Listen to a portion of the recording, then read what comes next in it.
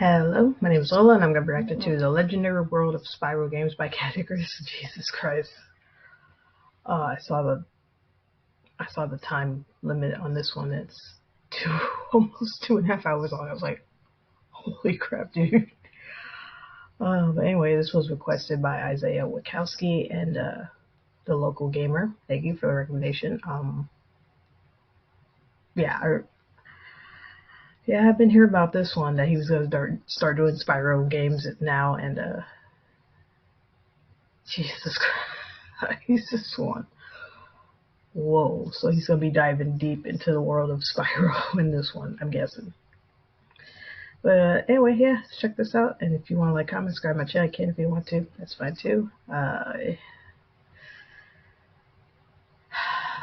But let's give it a try. I was kind of hesitant to record this one, but give it a try. I'm gonna try. Here we go. Video has been sponsored by your mum! Hi, Jim. Hi, Jim. I'm Jim. No, you're not. You're right, I'm sorry. It's okay. We all make mistakes. Like that one time I set fire to that school. Yeah, I know. I thought it was a wasp's nest. I got some news for you. Oh, yeah? Don't care. No, I really think you need to hear this news. Shut up! You're a news. Oh, come on, stop being such a baby. It'll only take 5 seconds, I promise. I want Cumpy. Excuse me? Cumpy. I want Cumpy. I swear to God I'm gonna go. Give me Cumpy! Okay, fine. You want Cumpy? I'll go and get you your damn Cumpy. What is it with you and your Cumpy? There, here you go. There's your Cumpy. You happy now? Yes. I've had enough, I'm off. Thank you for Cumpy. You're not welcome. Oh, and by the way, you just hit 1 million subscribers, so... Yeah. Yeah. I was about to say, is that cum and pee together, combined? Oh my God! Honey, I'm over here. Look over here. Yeah. Yeah. Oh! So, yeah, you know, I agree. Shadow the Hedgehog, not the worst Sonic game, except... Guys, I just hit 1 million subscribers! Yay!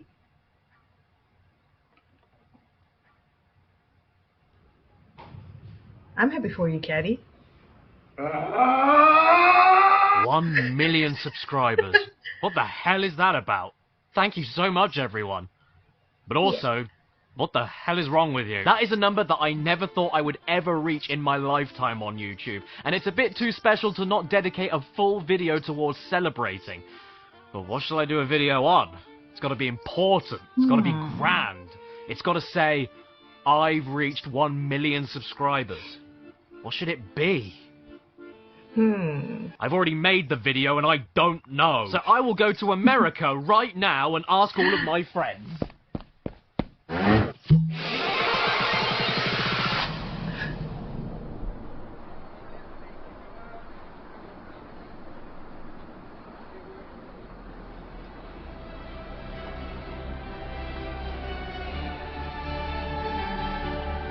There you go.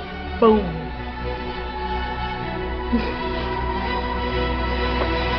Right guys, for this video, I want to cover every single Spyro game known to existence on every portable and main console. Is that a good idea? Are you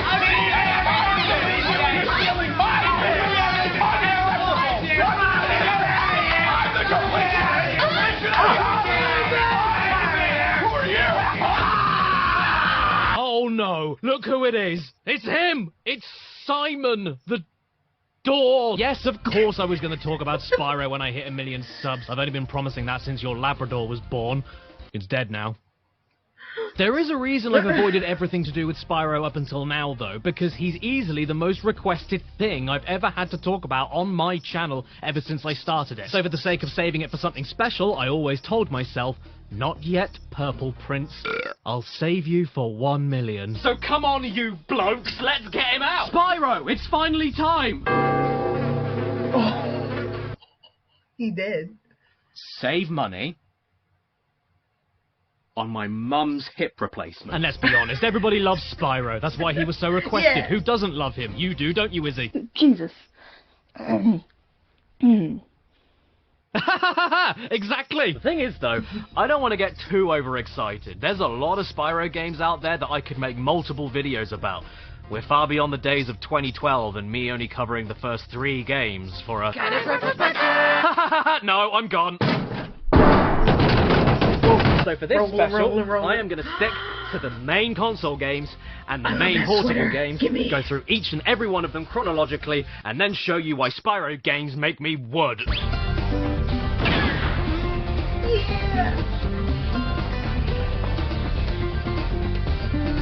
Kite Caddy! Part 1. Purple is gay. Right, so first off, no matter if you like like the colour Spyro purple. or hate his guts, you cannot deny the iconic status of this box art. This colour scheme, this art style, it's so PlayStation. It is perfect. I wouldn't change a thing about it. Why is that there? The story of Spyro 1 is that the press have gone over to the Dragon Realms to interview the dragons about a wretched old boil known as Nasty Nork, and they decide to make fun of him. On live TV. Besides, he is ugly. Got a real Kanye West over it. Now, how did Nasty hear that savage diss all the way from his house? Well, you have to remember, this was way back in the 90s, and everybody thought TVs worked like telephones. Don't forget, TVs had only been around for 70 years. Because of that, Nasty Nork casts a crystallizing spell on every dragon in the kingdom, except for Spyro, because... luckily for us though, Spyro is purple, and purple is a sick colour. Everything purple kicks ass, which means Spyro runs off to kick ass, which means the game itself would inevitably kick ass. Except his voice. That doesn't really kick anything aside from my face. What about Nasty Nork? I'm going after him.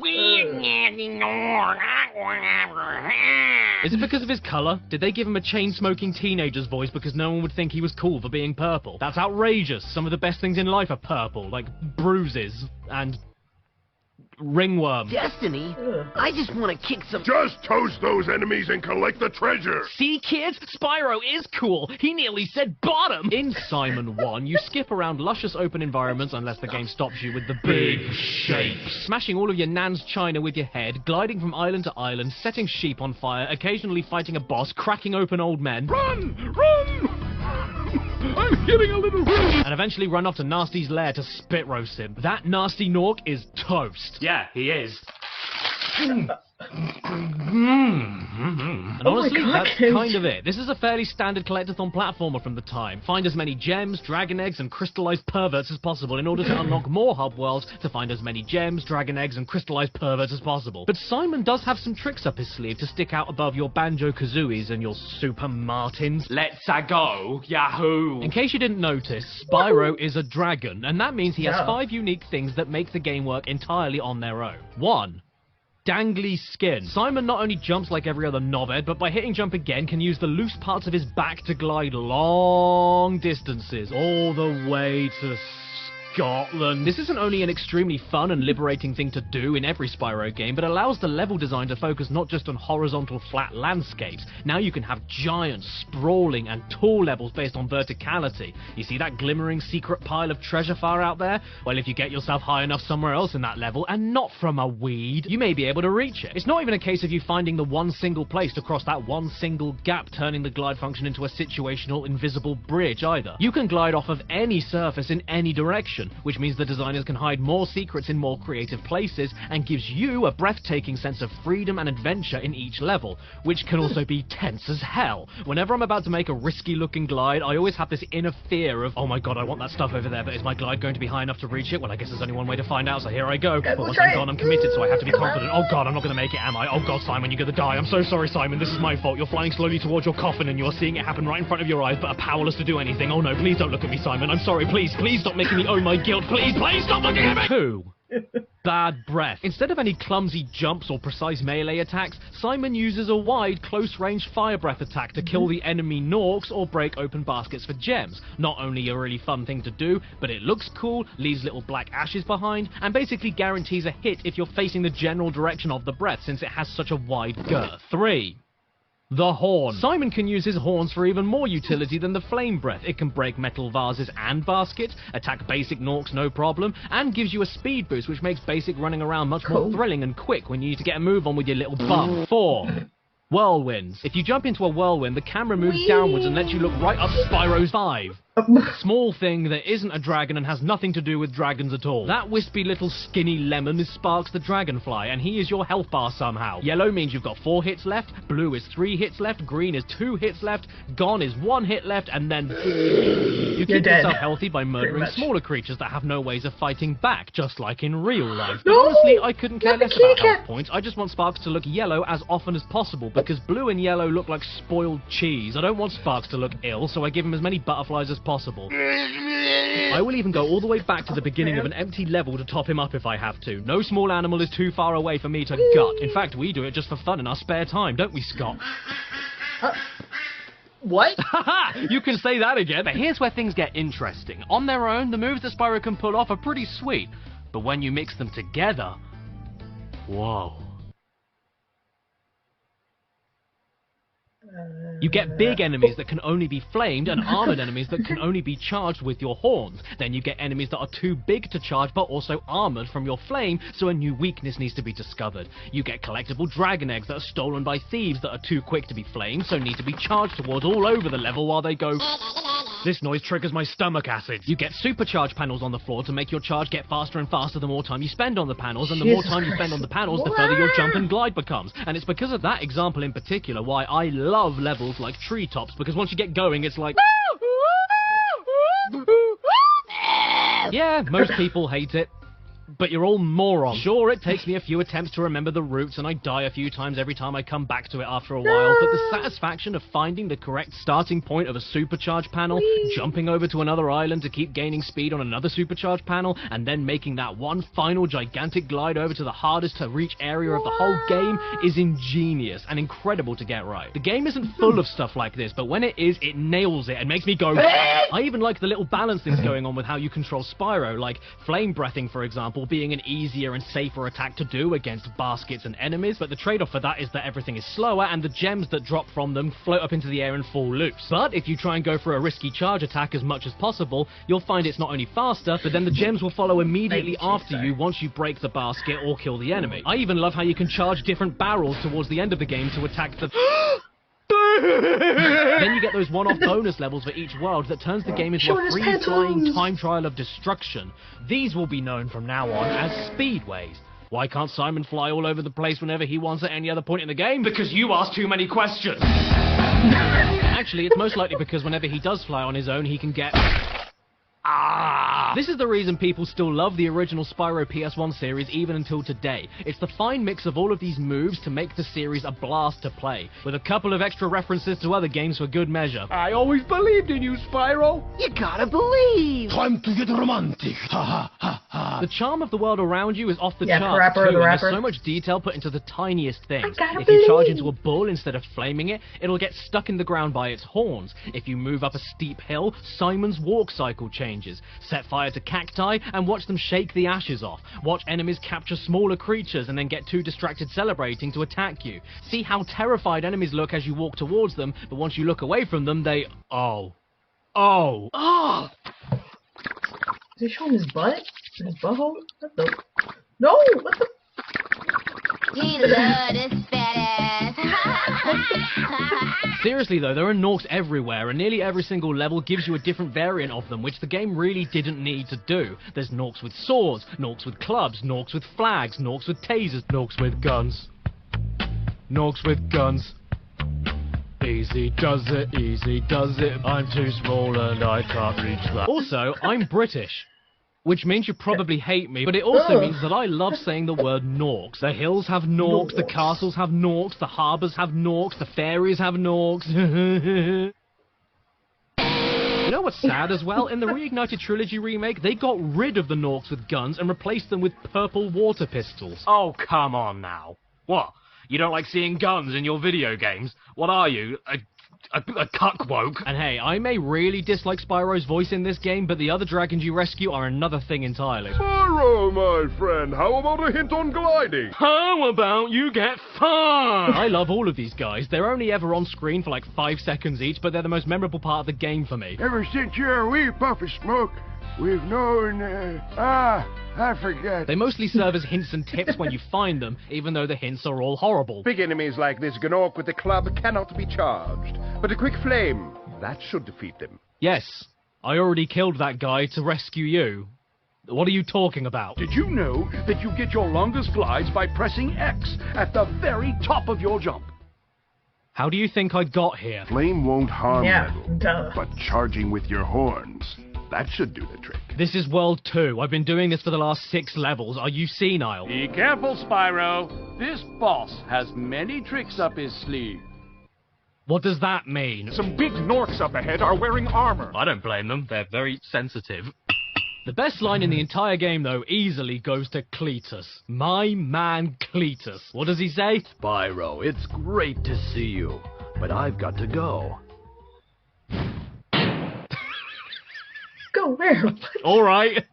Bye then. You know what always the dragon's favorite thing is to say, though? Thank you for releasing me. I swear that most of these smelly lizards say this line on repeat, and by the end of the game, nearly every single one of them says it. You want to see how many I found? Thank you for releasing me. Thank you for releasing me. Thank you for releasing me. Thank you for releasing me. Thank you for releasing me. Thank you for releasing me. Thank you for releasing me. Thank you for releasing me. Thank you for releasing me. Thank you for releasing me. Thank you for releasing me. Thank you for releasing me. Thank you for releasing me. But don't worry, not all of them say thank you. Some of them say thanks. Thanks for releasing me. It's really a shame, though, that as a game itself, Spyro 1 is just alright. Welcome to my Arabian toilet. Oh. Yeah, despite my wondering accolades, where I you actually don't think Spyro 1 is that great. Mainly because of how primitive and stripped back it feels, especially compared to the sequels. Which isn't Spyro 1's fault, but I'm blaming him anyway. And I don't care what you say, because I'm friends with the super popular YouTuber Vsauce too, aren't I, Kevin? You may kiss the bride. Hey, Jim! See, he even calls me by my real name, like my mummy when she's upset with me. You know, it's weird. It always surprises me when I remember that the first Spyro came out in 1998. This wasn't an early PlayStation title, and yet I think it feels like one. There's just something missing. I can't explain it. There's no gimmicks, no major surprises. I mean, I do love simplicity and games that are to the point, but with cartoony collectathon Johnny John Spyro the Johnson, the simplicity holds it back for me. Especially when you compare it to the following games, Spyro 1 feels really plain, just like how Crash 1 feels compared to Crash 2. And by 1998, Crash 3 had already perfected the Crash formula, whereas Spyro was just getting his feet wet. And when Spyro gets his feet wet, he dies. The collectathon gameplay loop is pretty basic, and it gets a bit samey for me after World 2, with not much variety in what you actually do, aside from more dangerous glides and slightly different enemies. And for as much as I love the visual style, the presentation itself also gets a little bit too samey for me. Aside from that hole, these things can get royally shitted off too. What are these things? Why do they look like that? How do they slide around so quickly? Get off me, you radish! No matter how many times I replay this game, I can never remember the names of levels or tell them apart by screenshots. They just don't leave much of a lasting impact on me. I don't think there's anything entertaining or that endearing about the characters and story. Spyro's voice, I think I smell a barbecue. makes me want to shit down a chimney. The sound effects feel really wet and sloppy without much impact or crunch.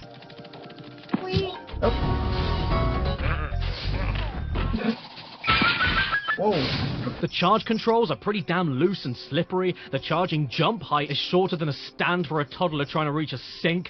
The glide can sometimes feel really heavy that doesn't always make its target even when you feel like it should. And then there's all the little things that add up over the course of the game. You hit these and then jump over them to get the gems. Why? It's awkward. If you miss it, you just do it again. Waste of time. These things you breathe fire on over and over again until they pop. Pointless. Why am I doing this? Waste of time. This rolling mechanic? Useless. I only find it handy on these single dog enemies on this single level because everything chases you down anyway, even if you rolled. Wasted buttons. Then you have the soundtrack, composed by one of my favourite drummers of all time, Stuart Copeland. It's a soundtrack beloved by basically everyone. And I think it's... That's so cool. Yeah?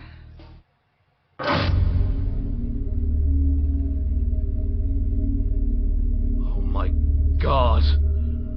What? Yes, it's that Stuart Copeland, the drummer from from the the all-time Police. classic rock band, The Police. The Policeman. And look, I don't hate the music. It's good music. In fact, it's one of Barry Kramer's favourites, and he's going to play a little bit of it for us right now.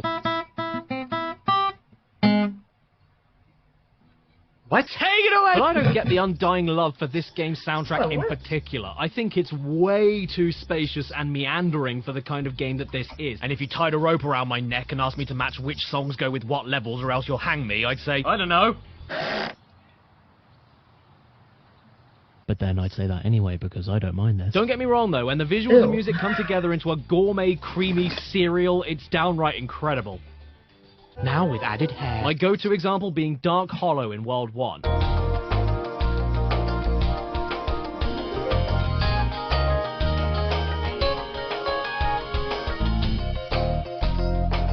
But as a whole, I just don't dig the soundtrack that much. It's well constructed, it's well performed, and there are some great tracks here. I just can't remember most of it, and I don't think it matches the gameplay that well. And these bosses, these bosses, these absolute garbage fire F-tier bosses, F for fairy stinky. These are the worst parts of the game for me. They aren't bosses, they're regular levels that are really small with slightly stronger enemies that I wouldn't let near a school. First boss, Toasty. He's a scarecrow that is actually a sheep on stilts. Hit him 3 times, he does nothing. These regular dog enemies are more dangerous than him. Second boss, Dr. Shemp. Hit his back after jumping over like 2 attacks. Third boss, Blowhard. More like blow chunks. Fourth boss, Metalhead. Charge into metal poles that aren't electrified. You win. Boss 5, Jacques. Do some platforming and then question why the hell he has a regular French name. Final boss, Nasty Nork, is sadly just as easy to kill as any other regular Nork. You chase him, he does nothing, you win. When the edge of the walkway is more threatening than the final boss, you know you've ballsed it. At least you got a pretty sweet reward for 100% in the game though. You get access to Nasty's loot. The only actual free-flying level where you just explore everywhere, blow up everything, and steal all of his treasure. Thanks for the stimulus check, Nasty breast. Then the credits roll. Ah, nostalgia. You know, even though this isn't my favourite Spyro game and I do have problems with it, I do like it a lot still to this day. I enjoy this game, and every time I reach this credit sequence and hear this music and watch all the low poly flyby level camera stuff going on, it lets me know that I made a good choice in picking up this game to replay it again. No sheep were harmed during the creation of this game. No, you're lying. You cooked them up, and you sent them to... Spyro 1 is a classic, no doubt. But at the end of the day, even though I've got a lot of nostalgia for it, this is not the game that I replay whenever I feel like a bit of him. It's better than Crash 1 for a first attempt, but it still feels like a first attempt. You're a first attempt. Oh no! Who is that? I'm the amazing Wendigo. The amazing Wendigo? No. Where? Look, they made another Spyro game. Spyro 2.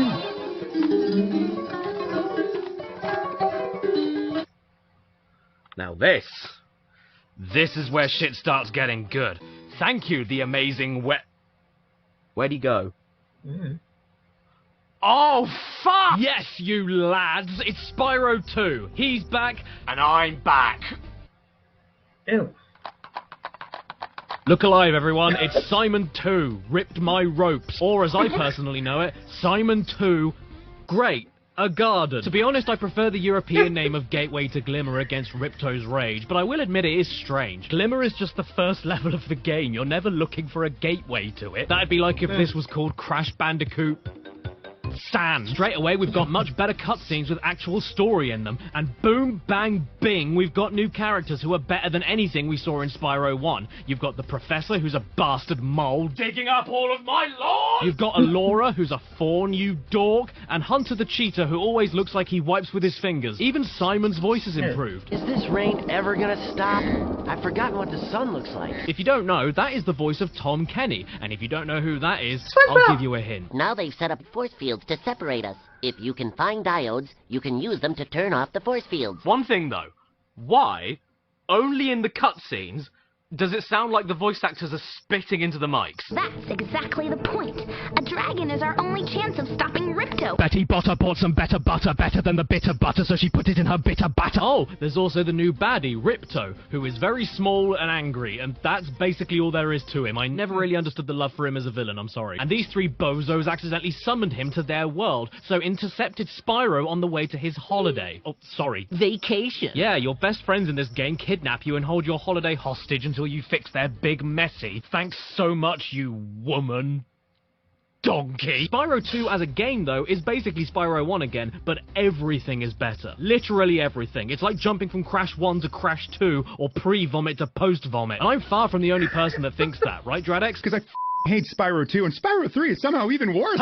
Yeah, you're right. There's just so many quality of life changes here, it's not even funny, and it all comes together perfectly to make me go... The glide falls a little bit slower to make long jumps easier, the charge control's a lot tighter and lets you jump higher while charging to make rushing around levels twice as easy, Sparks the Dragonfly picks up gems from further away, he eats butterflies from burned animals much faster than Spyro 1, the camera moves around you a bit faster, the sound effects are guttier and have more punch to them.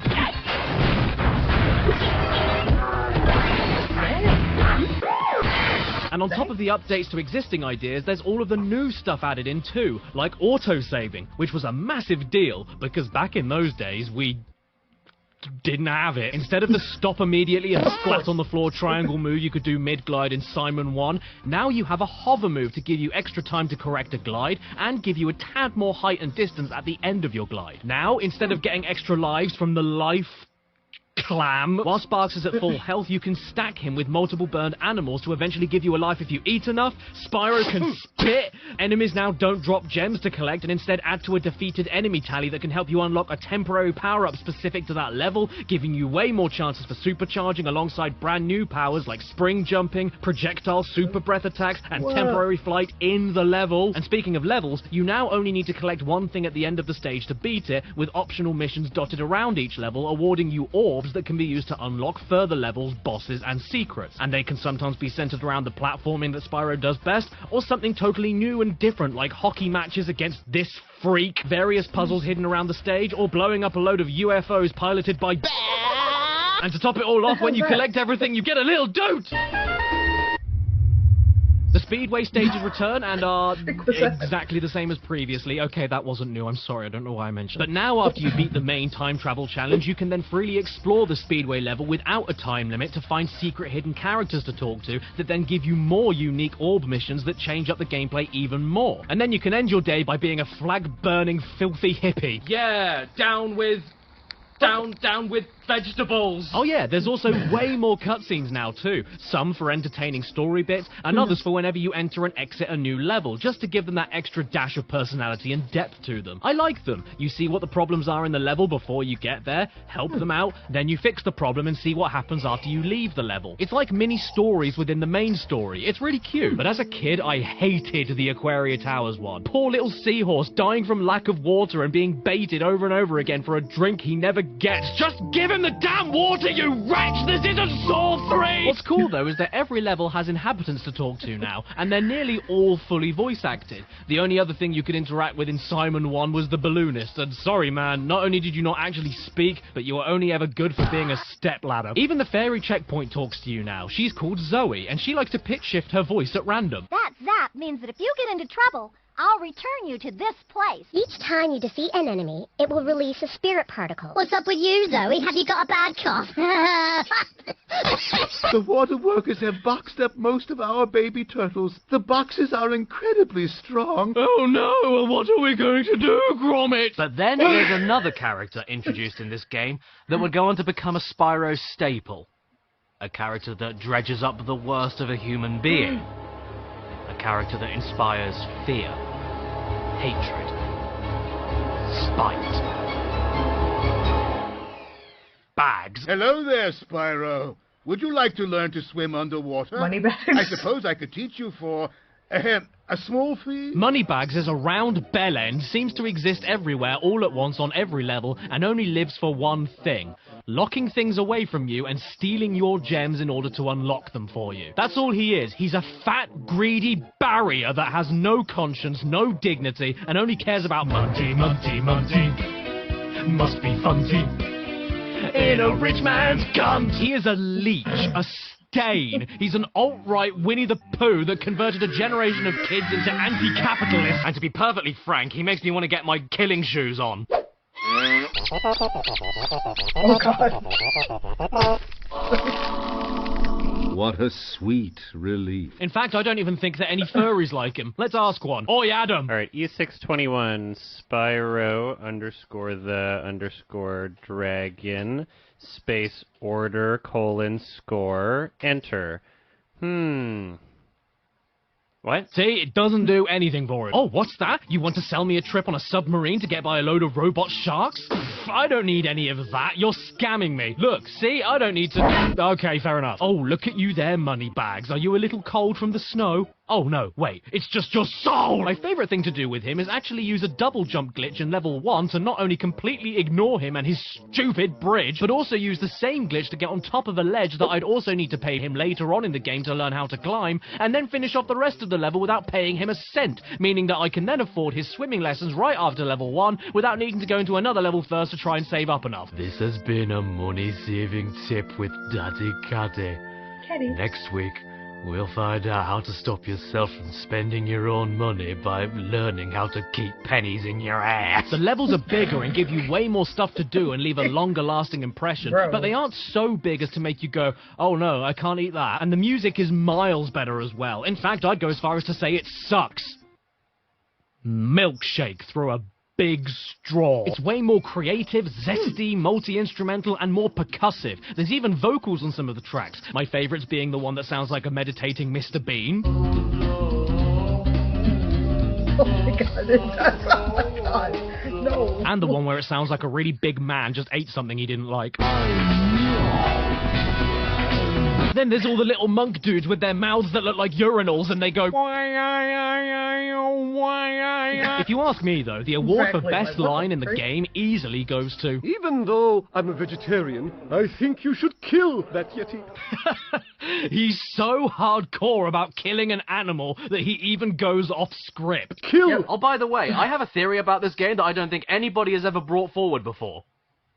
Hunter is Ripto. And no, I don't mean just because of their exact same size. Other characters in the game are all like, can you help me tie my shoelaces? And then you help them and they reward you. But Hunter, he deliberately bricks himself in igloos and hides orbs from you until you nearly kill yourself on a jet ski parachute. He won't give you 2 orbs that you desperately need to save the world unless you run around in a sub-zero cave catching crystals to amuse him. He won't give you the items that you need to defeat the man that he summoned himself until you jump on his captured manta ray and follow a seahorse through a bubble of fart. He plays dumb, but he's not dumb. He has like half of the orbs you already need in his pocket and just doesn't give them to you because Lamau. And have you ever noticed how you never see them together on the same screen? He's the bad guy here. He is Ripto. I also love the way that so many characters have that low poly PS1 over-exaggerated head and mouth shape too. They all look like talking drum cymbals. Hi Hunter, I'm Spyro, and I want to burn all of your incriminating documents. Jeez, thanks, Spyro! There's even this one level where you run around and find all of the bones of a skeleton to put him back together. What? How beautiful is that? It's so good to see my friend looking healthy again. Does he? Yeah, oh bro. No, what does that mean? What's gonna happen? Bro, your friend's dead.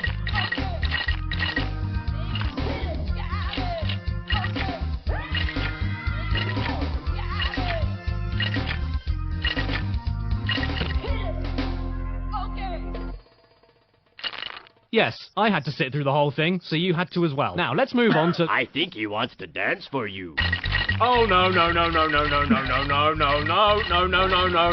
Oh, hello. My favorite part of the whole game, though, is when you get to World 2, Autumn Plains, and find this level called Zeph, where there are all these slugs on the ground in the middle of a civil war with these birds from the sky, and you help out the slugs by destroying the birds' ammunitions building.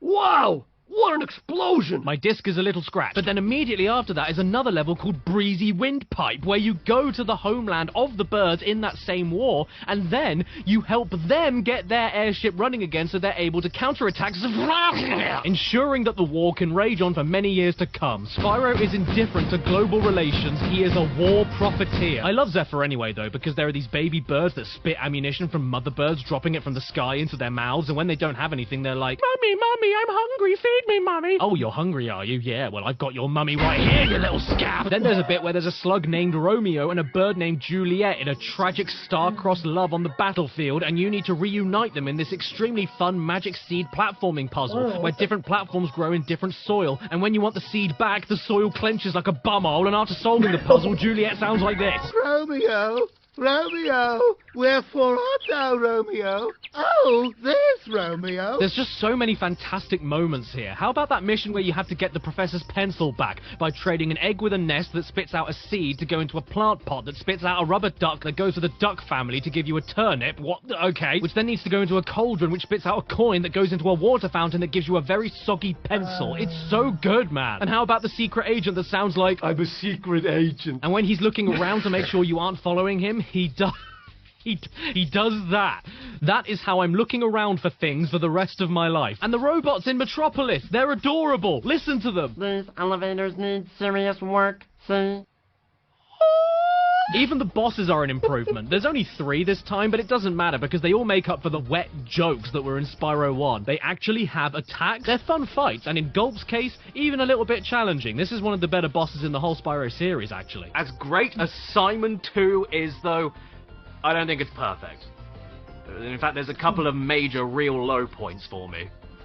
This is way too hot. And Pushing Up Roses can name like 50 of them, can't you? Oh, Spyro. No! The mission in Horrorcoast where you have to put lightning stones into power generators and then have to defeat the thieves that keep removing them and throwing them around the level. I mean, look, I'm very glad that I finally get some representation. But man, does this take forever. It isn't difficult, just immeasurably boring. This part here where you need to flame fish into this angry tiki's mouth, I can't stand this bit. You need to get 10 fish in his mouth, and any red fish reset the counter by like 1 billion fish. But by the time you see the yellow ones and decide that they're the ones to flame, it's too late to flame and you miss the mouth. So you end up prematurely hitting flame all the time, thinking that you're flaming a yellow fish, but it's actually a red fish, and then, oh god, not that one, Spyro the Dragon! Nowadays I just cheat this bit by looking directly into the water in first-person mode to see what fish is coming. Well, is it cheating? I'm just using what the game gives me. I'm a good boy. I wash under my arms. And of course, there's another bit, which is possibly the most infamous part of the whole game. But before we get there, I just have to ask you a quick question.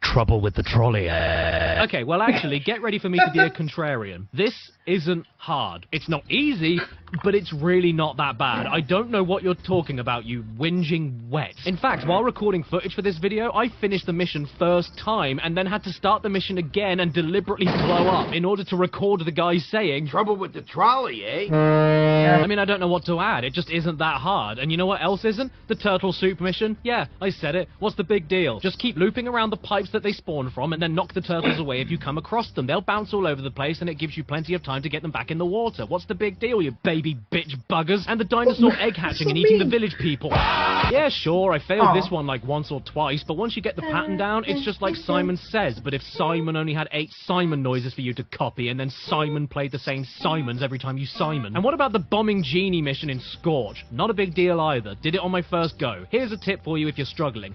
Stop charging after him and stick to the wall so that you avoid most of the bombs bouncing off of them. You can't rush this bit, just go slowly, especially around the steps. You're gonna hate it if you try charging, trust me. Nah, mate, you wanna know what the worst mission of the game is? Will you escort me past those Earth Shapers? No! How about instead you suck my nads? I hate this. I hate this so much. Why didn't you remind me I had to do this, Fushi? Oh, Spyro, you're such a bad dragon, aren't you? Yes, I am. Huh? Everything they say about VTubers is right. So you've got this motherless goat who has a potion to give Hunter because he wasted his month's rent on a new pair of concrete Nikes, and even though the goat is literally next door to where Hunter is, he momentarily forgets how to steer his own legs and ends up going on a cross-country marathon instead, deliberately walking right into all of the enemies, changing his mind on where he's going all the time, getting in the way of you rushing around, and you can't get rid of the enemies. All you can do is knock them back temporarily, so getting them all out of the way of him in advance won't work. And the best thing, the 10 out of 10 game of the year best thing that happens is that if you finish this mission, Hunter then says, thanks for getting me out, Spyro, but you need to learn a new move to help me kill all of these monsters, so come back and find me again when you learn it. So you carry on playing the game, learn the move, come back to the level to help out Hunter, and he couldn't wait 5 minutes to put his Adidas stones back on, meaning you've got to do the first part of the mission all over again? What's that? I already have this orb? I had no idea. But anyway, you finish the game and do everything. You get the orbs, grab the talismans, run away from this horrific face, and wonder who decided to bring back the bush munchers from Spyro 1 so you can place an Aztec curse on their family. You finally beat Ripto, and he just accepts his death. Oh, screw it, I can't win. Everybody celebrates, Hunter sits on Moneybag's face, and we finally go on a holiday in a lovely final cutscene. It isn't a cutscene. I got you. Dragon Shores is the final level that is literally just me. a fun fair that rewards you with tickets in order to unlock a theater to watch the game's cutscenes again.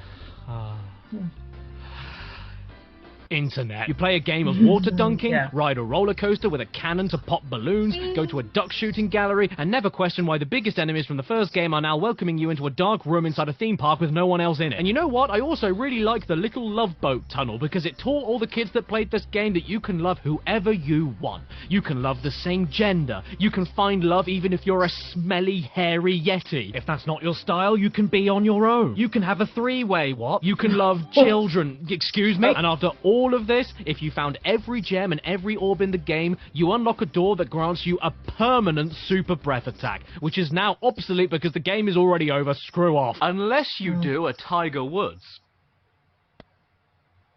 And cheat. Yeah, just quit the game and then start a new game that overrides the completed save file, and voila, you now have super breath from the minute you start the game. How sick is that? And that's not all that you can cheat. Do you want to make Simon look like he has leprosy? Because you can do that. What? That's still not enough? Well, how about a big head mode? Yeah, you can do that too. Finally, a game character just for me. What? Is that still not enough? Well, how about this? You put Spyro in a trouser press. The end. Okay, so where are we? We've done 1, 2, 3. Oh, look everyone, it's my good friend Face. We are now on game number 3, which is how many straws I need to drink my orange juice. Ha! You are so full of fact. Give me another one. Most people buy 1 face wash, but I have to buy 3. You are full of surprises, Face, and so is this game. What happened? Oh, I'm gonna guess spawns? Yep. Huh? What? Oh yes, I forgot. I'm a PS1 game. And now I'm finally all on my own, safe from everybody around me, and nobody else can break in. Hello, I'm Spuds! Welcome to my lair.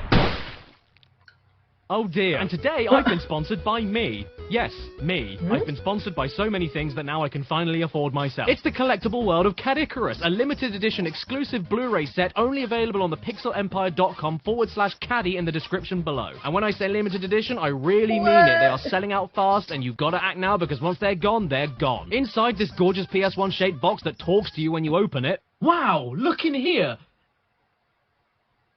Hello, I'm Spuds! You'll find the Blu-ray disc itself with over 5 hours of Cat Icarus content not available anywhere else on the internet, such as a Cat Icarus episode all about the history of his 11 years on YouTube, a guided PS1 collection tour, a Hidden Block reunion podcast, and so much more. Cool. I've always wanted to have 1 thumb and no fingers. The menus of the Blu-ray have all been specially designed to look and sound as ugly as possible. I mean, look and sound like a 90s PS1 demo disc. And the case for the Blu-ray even features a huge PS1 manual-styled booklet written by Caddy, featuring interviews from important people behind the scenes of the show, countless references and Easter eggs, and even a cheat code you can input on the main menu of the Blu-ray for an additional surprise. No, I'm not going to tell you what it is.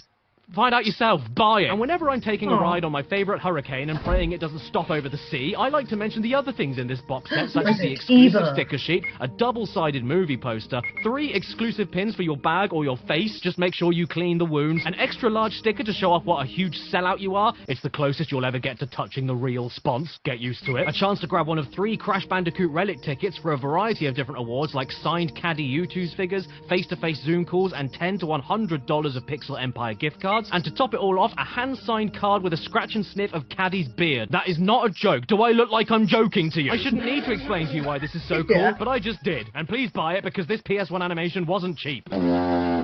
Wow, wasn't that an interruption? Here's the rest of the video. Cool. Spot, come in. Spot, are you there? Spot! Spot! Spot! Yes, Snake. Oh boy, everyone, it's Simon 3.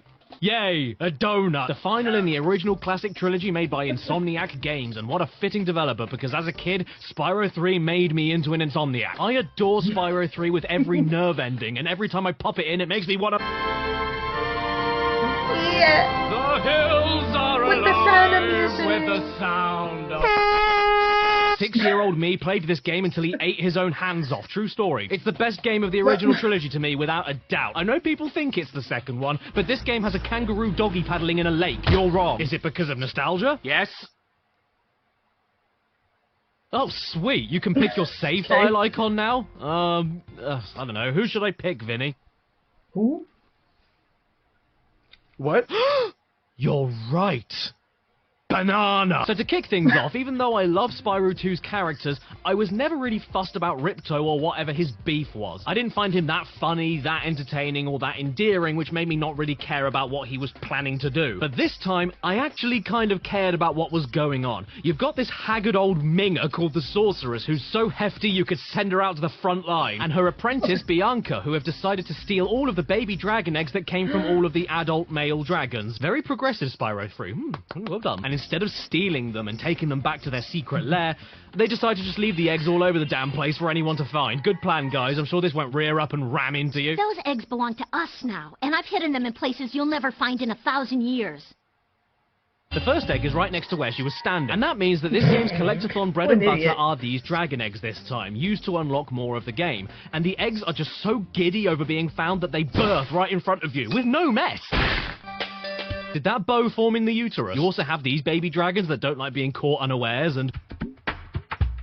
Does this mean the dragons have genets? Now, somebody as nasty as this old bint stealing all of these adorable little babies is bad enough and already makes her appear more like a threatening Cruella de Vil, except scaly and large. But as the game goes on, you then discover she wants to kill them all and rip off their wings for a new spell she's working on. It's not even like she wants to eat them to keep herself alive or anything like that. She just wants to kill them so she can try a new magic trick. If that's not evil, I don't know what is. This causes Bianca to change her mind about being evil, takes her hood off, and that makes Hunter go...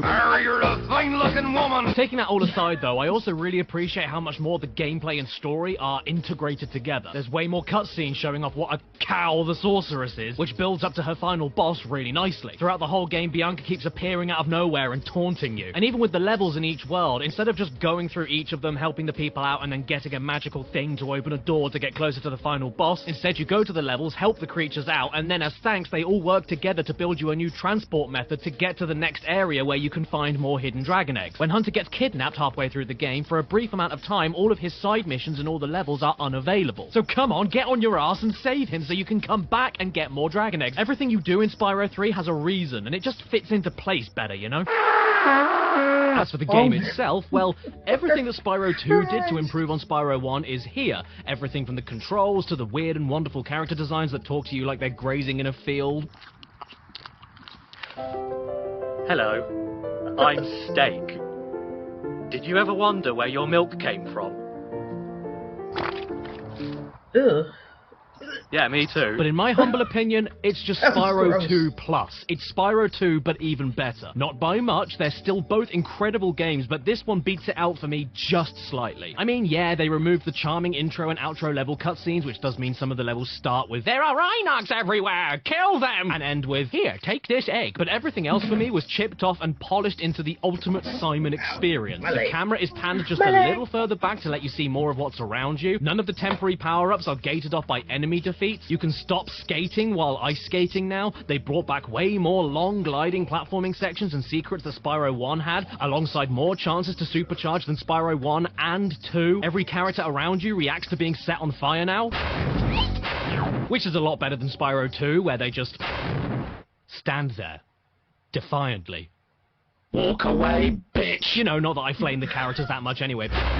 because so many of them are too adorable and I just want to help them out with their problems. Our sun has gone out. Well, shit, you're dead. They even added races to the classic Speedway obstacle levels.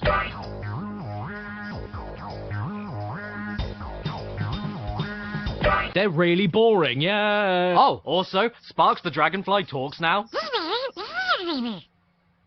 I love it. Moneybags came back and he's still a festering wart. Although he doesn't sound like a drunk anymore. I can let you into the little castle over there in exchange for a few gems. And now sounds like this. Spyro! My, how funny to see you here. He's more like a naughty, jovial uncle that tries to sell his nieces and nephews the warm, opened, sticky sweets from his pocket. You know, bollock sweet. So yeah, he's back to make your life miserable, and so is the caveman with his skeleton friend who's lost all his bones. And yes, he even does the bone dance again. Although this time, he goes on for so long that the regular stage music comes back in the middle of it.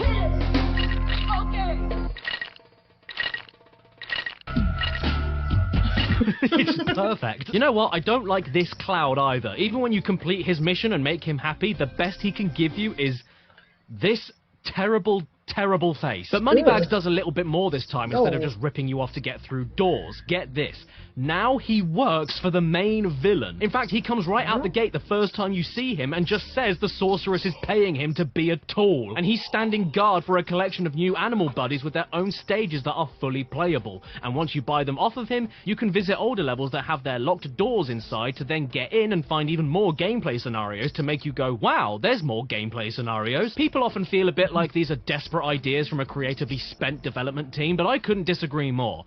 They're desperate ideas from a creatively strong development team. First off is Sheila the Kangaroo, an adorable little muppet that takes the standard gameplay and flips it on its side to be about vertical height exploration more than long-distance gliding. And I find her levels extremely fun whenever you launch into the air and smash downwards. And, according to the Reignited trilogy, she isn't female unless she has pigtails and a vag. Next up is Sergeant Bird. Yes. Just like that, with the wave of my wand, you're a secret spy just like James Bond.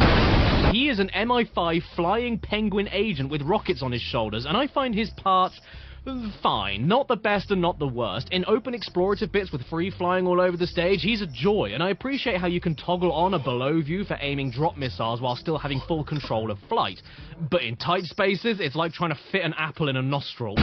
Then we have Bentley, a friendly Yeti who for some reason is also a London Cockney. I genuflect to my noble deliverer. Ding dong! Hello, you I'll have a Jack and Coke on the rocks, and don't worry, I bought my own ice.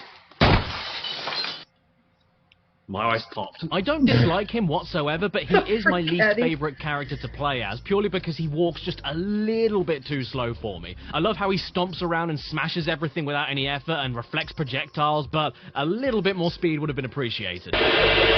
Not to mention, he's so big that he blocks off the screen from the dragon that you just saved. Move it! And lastly, there's Jim Carrey Monkey, who uses a rebounding laser gun, grenades, strafing, and first-person sniper shots to get through his sections. I like these a lot. They're good fun, especially when you find his most powerful weapon, the child beard gun. Plus, in those hidden Speedway bonus levels, you get to do them as Hunter. And that makes them better and more fun than Spyro 2, because it does, and you are listening to me. And... hey, did you know that the first ever water birth in a video game was in Spyro 3? Yeah, I'm not joking. Here it is. Welcome to planet Earth, kid. That's what your lungs filling up with water feels like. Alongside all the animal buddies Simon can save for extra gameplay, you can even control Sparks for the first time ever in his own top-down explorative shooting sections, which I really enjoy as well. You can boost, strafe, use limited power-ups all over the place, and when you finish each one, you unlock a new permanent ability for Spyro, like pointing Sparks towards the direction of missing gems, an absolute godsend, or giving yourself one extra hit before losing a life. Sure, there's parts which aren't perfect. Ow! I went boom again. But there's literally nothing I dislike in this game or don't look forward to. Nothing. thick. The worst part in any single Spyro game that's ever been released is in Spyro 3. Yes, I'm not exaggerating. Spyro 2 has more low points, but this single low point in 3 topples all of them on its own. The boxing match with Bentley and this filthy rat is utterly unplayable. You're supposed to have 3 attacks and a block, but absolutely none of these moves come out when you need them to. Either the delay is way too much, or Bentley is way too slow. Whatever the case, this stinking piss rag is able to perform every move at twice the speed as you, and somehow manages to combo when you're unable to, and blocks nearly every attack you perform like he's reading your mind. Hit him, goddamn hit him, Bentley, why are you missing him? Don't make me call you by your passport name! I could go on all day about this abominable challenge, especially when you win 1 egg for beating it once, but then need to survive for 3 rounds for a second egg, and come out the other end with the most health, which if you aren't deathly lucky, will take you over half an hour, and it's enough to give me a Diane Weist infection. Now ask yourself this, if a video game about a platforming purple dragon came out in the year 2000, what will it add into it to make it immediately much better?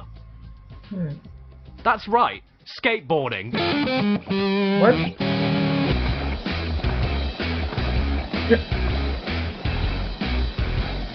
Yeah.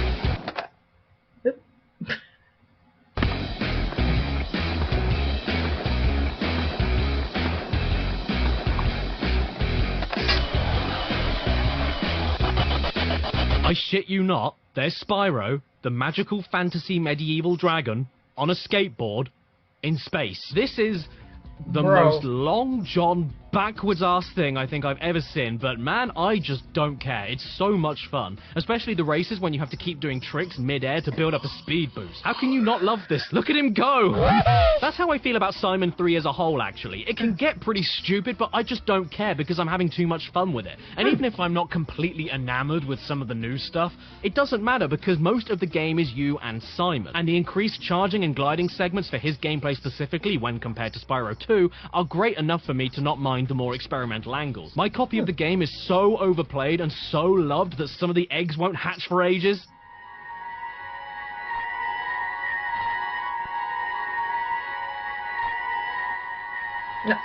Sometimes Boss 1 just gets stuck and won't stop pulling off this sick flip. Hello? What do I do? Help! Sheila, look at this. Can you believe this shit? And Spyro very frequently violates personal space. Be sure to keep your friend Sparks the Dragonfly healthy, Spyro. And do you mind getting your nose out of my dress? Wow. And it's even better when Sheila is listening to someone and she's all like, "Burr." This bit always gets a laugh out of me. In the mission where you have to protect the ice skater and you mess it up, the enemies end up playing hockey with her. You can even go to Rome and set fire to the Pope. What? Okay, you can't do that. But you can skate in the Roman Colosseum, though. That makes up for it, I will admit. There's also these penguins here in frozen altars with these voices that I can't decide if they're horrifying or a massive turn-on. It would be easy to get up to that treasure if you had something to stand on. Yeah, they're horrifying. Yeah. I don't know why, but I feel really cold. I swear they are this close to starring in a Netflix serial killer biopic. Oh, and the music this time? My Christ, the music this time? The music in this game it just makes me want it.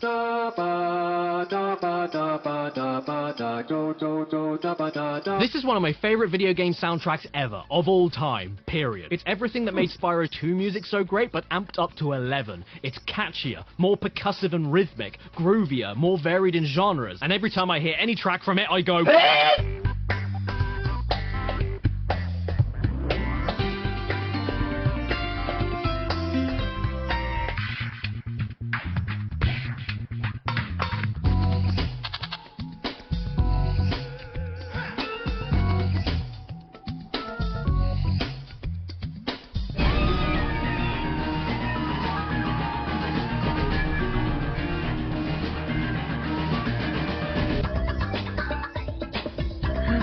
I like that one.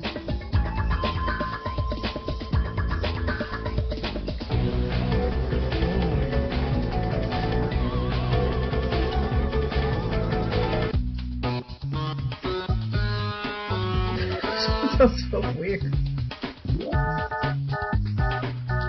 I mean, Agent 9's theme alone completely slaps. How many PS1 soundtracks, nay, how many video game soundtracks in general can you say have a song in it that's in 7/8 time signature?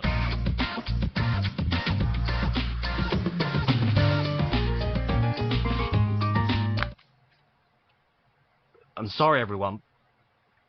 I was just listening to Velcro ASMR. The bosses are pretty good too. There's more of them than in Spyro 2, and they all look and feel completely different from each other. Not to mention, I think they all look pretty threatening as well, which is a plus. This guy used to terrify me as a kid. That face gives me a heart attack. I hate it. One tries to knock you back into lava and then sneezes fire at you. One tries to shoot you with ammo that you can steal from him and use back at him. One flies around the arena, showering you with attacks and other enemies to chase you, and is only vulnerable while moving instead of being stationary. And the sorceress herself is like a mix of all of them together, but now with the added bonus of using temporary vehicles to blow her up. And that's more or less how this all ends. After you've done your best sitting there for 3 hours watching the professor do this. No. Aha! Putting up with Hunter's bullshit. Thanks. Did you bring any chips? And saving all the dragons like Mingus. Mingus? What kind of name is that? Actually, fair enough. He looks like a Mingus. Bianca becomes a good guy. You beat the sorceress by shooting her in the goddamn head. Then Hunter and Bianca become a couple. Ugh! Guys, get a read. I don't want to see this shit. This is a kid's game. There's not supposed to be any lewd in it. Isn't that right, Chris? Oh my god. Okay, ignore him. Isn't that right, Jimmy D. Pooper? Who? What? Okay, ignore him. Isn't that right, I Hate Everything? Huh? Okay, if I'm not careful, my channel's going to be suspended. Help me out, Tom Scarp. Huh? Oh, God, no! But just like any Simon game, we aren't done yet. After we grab every single gem and dragon egg in the game, we unlock one final endgame stage. We've been to Nasty's Loot, we've been to Dragon Shores, and now our next stop is Super Bonus Round. That's an awful name. But you know what it does mean? Yes, everybody, it's time for a surprise, bound round. I was about to say a surprise Mexican bounce round. What? What? Yeah, what? In all fairness, though, I think this is the best reward of all the games. It calls back to Nasty's Loot in terms of it being another actual level, but now there's way more treasure to steal, way more ways of interacting with the stage, way more interesting things to see, places to explore. It's a great unlockable final level. And then this follows on to the true final boss, the Sorceress. Again. I don't know how she did it, Spyro, but the sorceress must have survived that last battle. What? Wait, how did you get another cameo? Yeah, I don't know either. It's almost like they ran out of ideas, and the worst thing is that she doesn't even come back stronger or angrier. She came back on her mobility scooter. This is honestly not a very good hidden boss, but you know, it's not Spyro 1, so I don't mind. Goodbye, Grandma. And as for the super secret 100% hidden ending... it is just that. And that's why this is the best fucking game ever. I'm not kidding either. I treasure Spyro 3. It has an adorable wolf puppy you can play fetch with. It has breets. It has a bit where you play Doom. It has a Matrix reference. I mean, who wasn't doing a Matrix reference in the year 2000? Yeah.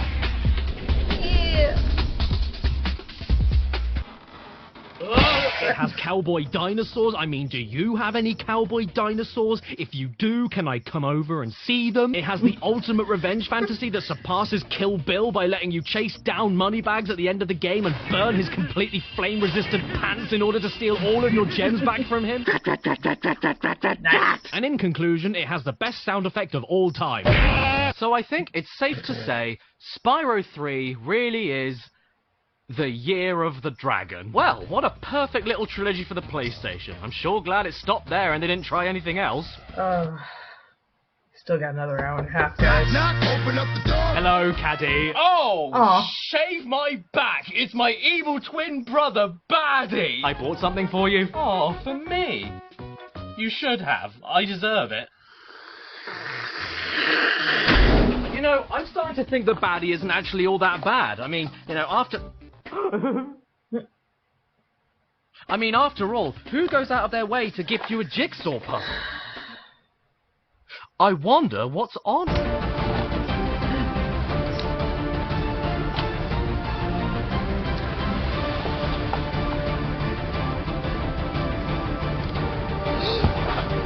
Oh my god, I can't believe it. It's me! And that means they made another Spyro game! Spyro, Enter the Dragonfly. No thanks. So after Insomniac Games left the franchise behind for Ratchet & Clank, we've now got Check 6 and Equinox teaming up to push this one out on the GameCube and PS2. As for the Xbox, And after they made Enter the Dragonfly, the reviews were so great, they closed down forever. Before anything else, I want to direct you to the demo screen of this game after you leave the start menu running a while, and you are going to watch it with me in its entirety. Alright.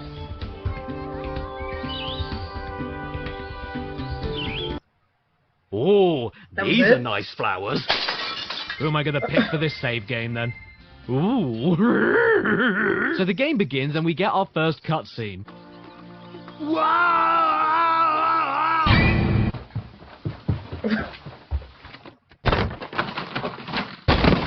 Yeah, this looks good. Nothing to see here. It all looks top form. This is exactly like an interactive electronic video game. Also, this cutscene cacks. It goes on forever and it really has no right to. Do you want me to paraphrase exactly what happens in this entire cutscene? Wow, isn't everything great? Hello, my G's. Oh no, it's Ripto. What are you doing here? That's a good question. Yeah, it is a good question. What are we doing here? What do you mean, what are we doing here? If you ask me one more question, I'm going to skin you. Now, where was I? Oh, yes, that's a good question. I'm here because Yeah, that is more or less exactly how this cutscene plays out. It's just a massive, one-sided conversation with Ripto and absolutely nobody else, while they all just stand there and let him steal all of these baby dragonflies. You all deserve to lose everything you care about and watch all that you love turn to dust. After that, we all get an uncomfortable look into Bianca's flesh mouth, and then off we go to save the dragonflies. Or else the other dragons won't be able to use them as human shields. And they have all sorts of cute names, like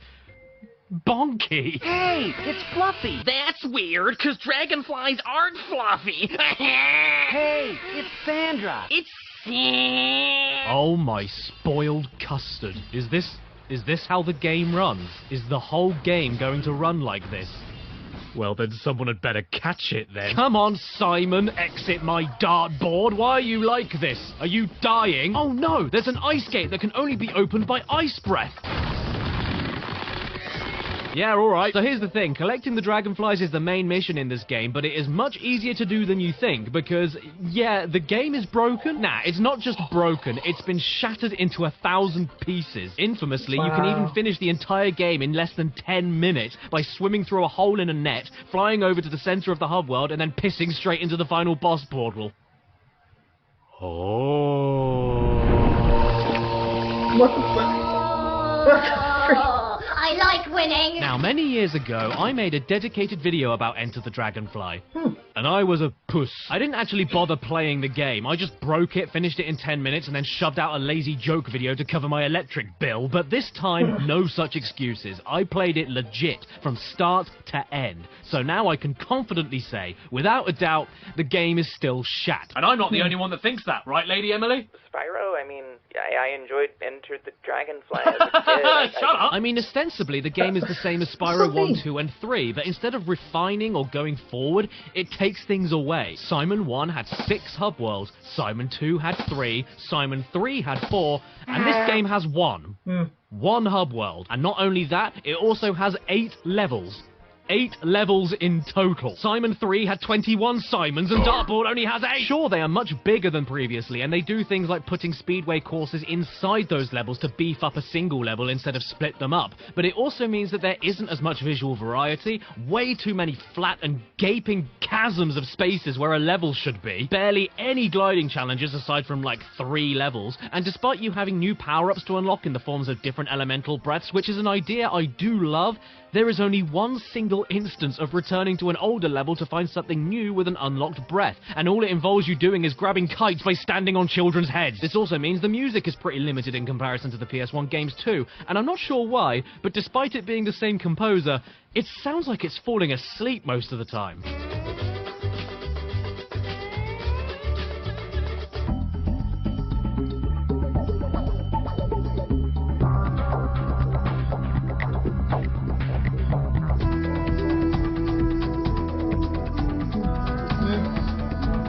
I don't think the music's bad necessarily, it's just too atmospheric and rich for its own good, especially for a game that looks like this. Can't deny though, Cloud9 is a tune.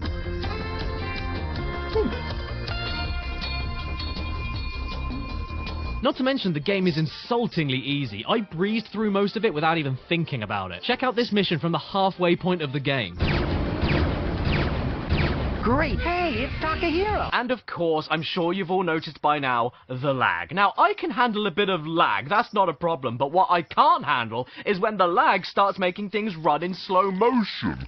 Because when things start running in slow motion, I can't even tell anymore if I'm jumping or giving birth. No, don't worry. Your video is not buffering or dropping frames, and you don't have cataracts. This is how the game looks, all the time. It never stops. I almost want to get a cheerleading squad in there to encourage it to run properly, and on many occasions it gets so close, but just can't quite get there. Come on, Simon! You can do it! You can do it! You can do... Oh. And in some of the speedway missions and tank battles, it goes beyond PowerPoint presentation slides. It's like looking at a newspaper. It's a necessary evil, though, team, because we need to include the fog. And grass physics. If there was ever a game I wanted to dive under the hood of and see what the hell is going on with it, it would be Enter the Dragonfly. So I got my mate Boundary Break to look into the inner workings of the game, and this is what he found. Oh god! Wow, how did the developers leave that in? And even if the game didn't run like a crusty pair of jeans, the whole thing still feels like it's underwater. Movement is so slow and extremely floaty. The gems take 3 years to hit the ground after you break them out of baskets, and oh man, oh geez, are you a go. I don't mind the general graphics and the level aesthetics. Sometimes it can be quite nice, but what is it with these mouth animations? Is your face trying to run away from itself? You can't just take the low poly PS1 toasty maker mouths and then smooth them out for the PS2. It was charming back in 1999, but in 2002 it all looks like a pair of old socks. And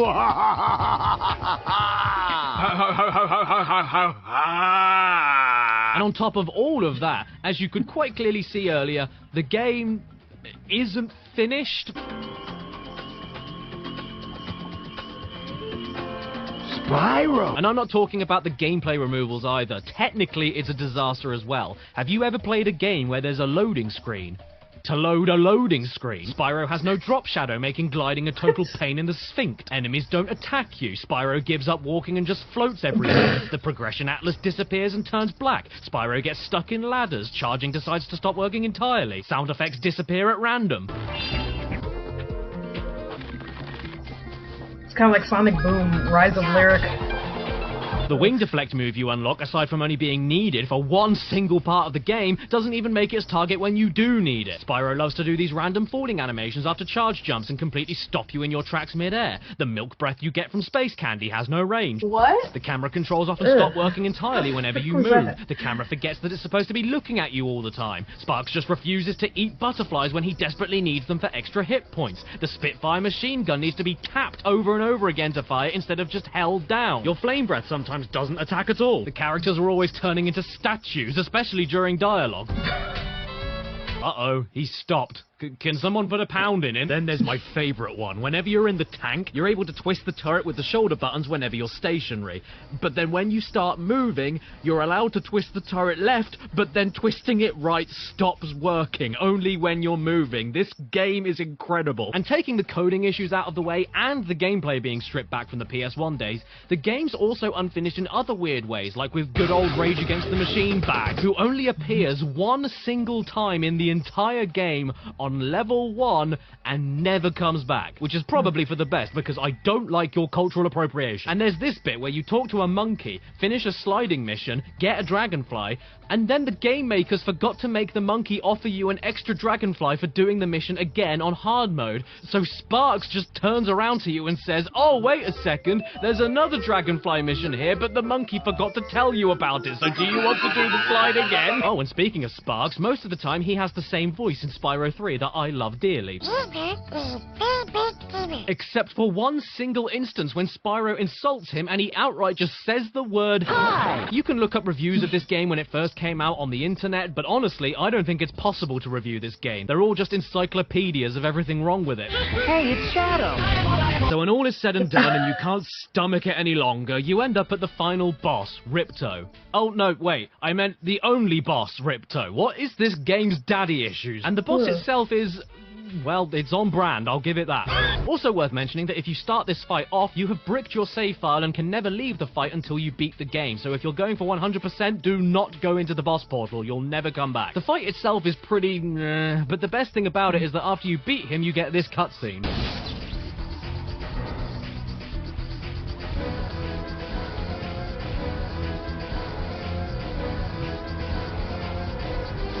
Yes, Enter the Dragonfly genuinely feels like a load of people got together in a meeting, one person came in and said, "Hey guys, I've got 8 new Spyro level ideas," and the rest of the team said, "Thank you."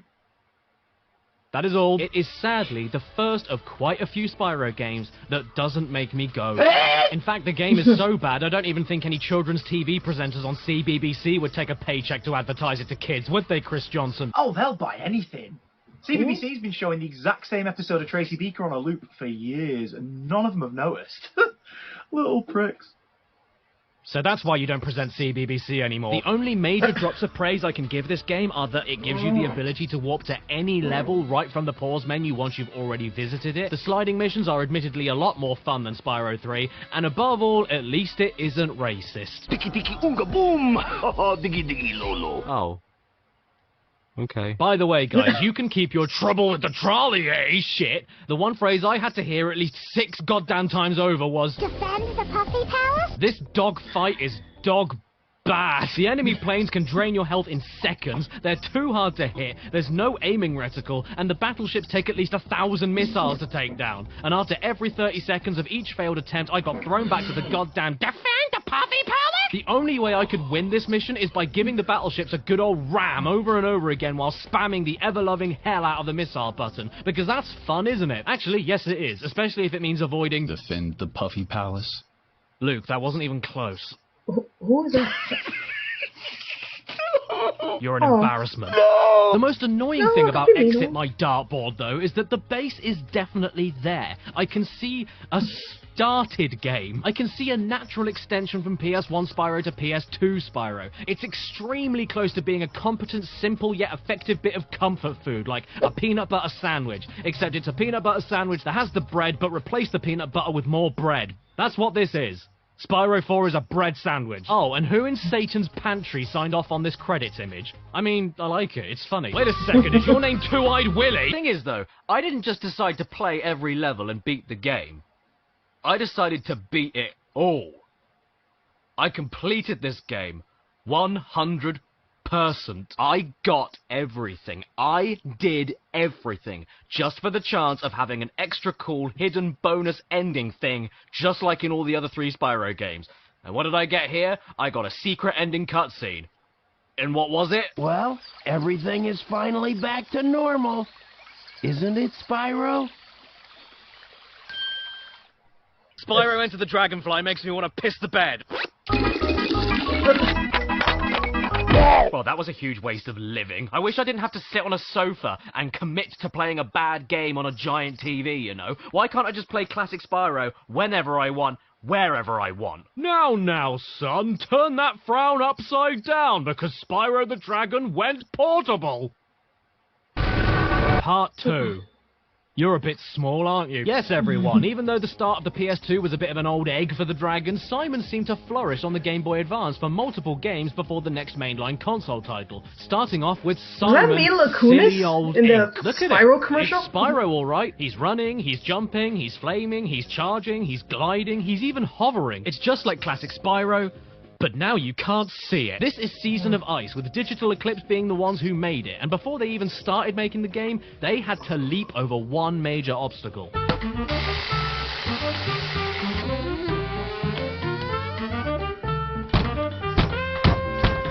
It doesn't fit. So if they were going to make a Simon game fit into a GBA, the sacrifices must be made. As you can see, it is pretty close to PS1 Simon, but with a shitload of cubes, so if you like cubes, you're going to love this. With it being a Game Boy Advance game, you can't see much of the screen around you. There's tons of moments you'll get hit off screen and die instantly. It's difficult to tell sometimes what height things are for longer glides, but all things considered, they did a great job here. is what I would be saying, but the problem is I don't really like Season of Ice. And no, it's not just because they brought Moneybags back. He doesn't even carry bags of cash anymore. He's on Visa. The controls are pretty tight. You can do most of the moves you're accustomed to. You collect gems and find hidden items. You save a main collectible to keep unlocking the rest of the game, this time being fairies. Getting extra lives is as simple as burning small animals, and it only takes 3, 7, or 40 of them. Even Sparks has his own levels again that feel right at home on the GBA. The core is here, but everything around it is all mushy and smelly. The charge is way too quick for the screen size, and if you ever use it for more than a few seconds, there's a 95% chance you're getting prune skin. And yes, you can use the left trigger to look around you, but that's only when you're standing dead still. So whenever you move into another part of the game, you will not see what's coming up unless you keep stopping, looking, and then moving a few steps forward. Oh, leave me alone, you rag! And in the cruelest twist of fate, if you die, you lose all of your progress in the level except for the gems and enemy defeats. There's no checkpoints at all, and with levels like these where everything looks the damn same, trying to re-find treasure chest keys that then stick into a treasure chest you have no clue where it was before, or re-finding all of the optional items to burn around the level for an extra fairy is utterly miserable. Made even worse when you were killed unfairly by an off-screen attack, or whenever Spyro gets hit in general and decides to slide backwards for like 5 hours until he falls right into his tomb. Oh, and even if you don't manage to die and complete objectives that involve exploring these copy-paste box factories, you get forcibly teleported to the middle of Dickville nowhere and then need to figure out how to get back to where you were before. I don't know what square I was at before. The game has no map to tell me. I can't do this all on my own. I'm not Biden. But at the absolute very least, you can do this. And I'm sure there's a million other things I forgot to mention about this game. Have you got anything, Thaf? Oh, what? What? Oh my god, you're right! I forgot to mention that! And while I'm whining about a 21-year-old game that nobody cares about, the bosses suck too. This is Grendor, the main villain. He appears twice. You fight him twice. He has a head. Twice. Who is he? What's his breakage? Why should I care? Why does Grendor sound like a cough syrup? I don't know, but I can give him credit for giving us a break from all of the cubes in the game by throwing balls at us instead. There's also these speedway levels in the game that are visually impressive and try to stay as faithful to the PS1 speedways as possible, and I don't mind these, but they share the same problem with the rest of the game, being that they're all the same. The visuals are the same, the challenges are the same, the level designs are the same, the bosses are the same. This is Spyro, sameson of same. And then, for the cherry on top of this cake of potato and wee, you can only unlock the second boss, that is, the final boss, by beating the game 100%. Thanks for the reward of letting me finish the game by having to treat it like Elon Musk's hairline and comb it back to front. And the ending of the game, no joke, is Grendor having his two-headed problem fixed, followed by, okay, I'm sorry. Bye! And then the final insult to close it all off is that you unlock a bonus Sparks game, which is just asteroids, but with this face. Merry Christmas. You know what? I'm shocked. As a kid, I used to love this game. But now I just agree with his bullies. I don't want to play with this thing anymore. No, wait, don't get rid of it yet. Oh, hello. Look, everybody. It's Wallace Big. What are you doing here? I have a good game for you on the Game Boy. Don't give up on it now. Why are you shouting? You're already massive. Here, take this. It is usually much smaller, but in my big hand it is much bigger because I am so big. Wow. Thank you so much, Wallace Big. He's big, ain't he? So first off, we had Simon, silly old ink, and now we have Simon 2. Silly old fish. Gotta say, right now, I love this box art. It's incredible. Gone are the days of creative collages of characters and colourful new worlds. No, we're just gonna have face. And before I get into the nitty-gritty, I can definitely say out the gate that not only is Spyro 2 GBA so much better than the first one,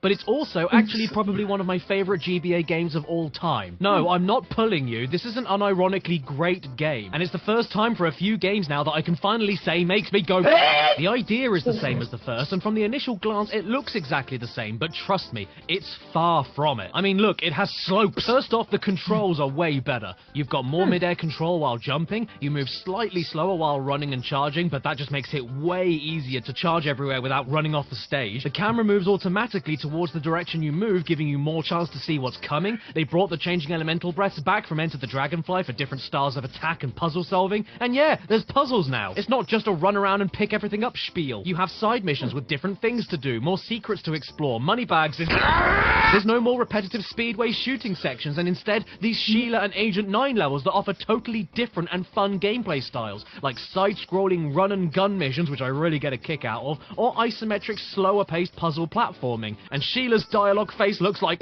There's power-up gates now for extra powerful breath attacks for further puzzles, or even new ways of exploring the better-designed levels. And if you get lost, oh my god, there's a map! Which shows you where you are, blacks out the areas you haven't explored yet, and even shows you where level doorways are on the hub world. Sliding backwards when getting hit has been totally removed, which is great enough on its own, but even if you do die, it doesn't matter because all of your collection progress during the level is saved, except for the treasure chest key. Why? And you don't go back to the beginning of the level because there are checkpoints throughout now. And the music, oh, the music is so...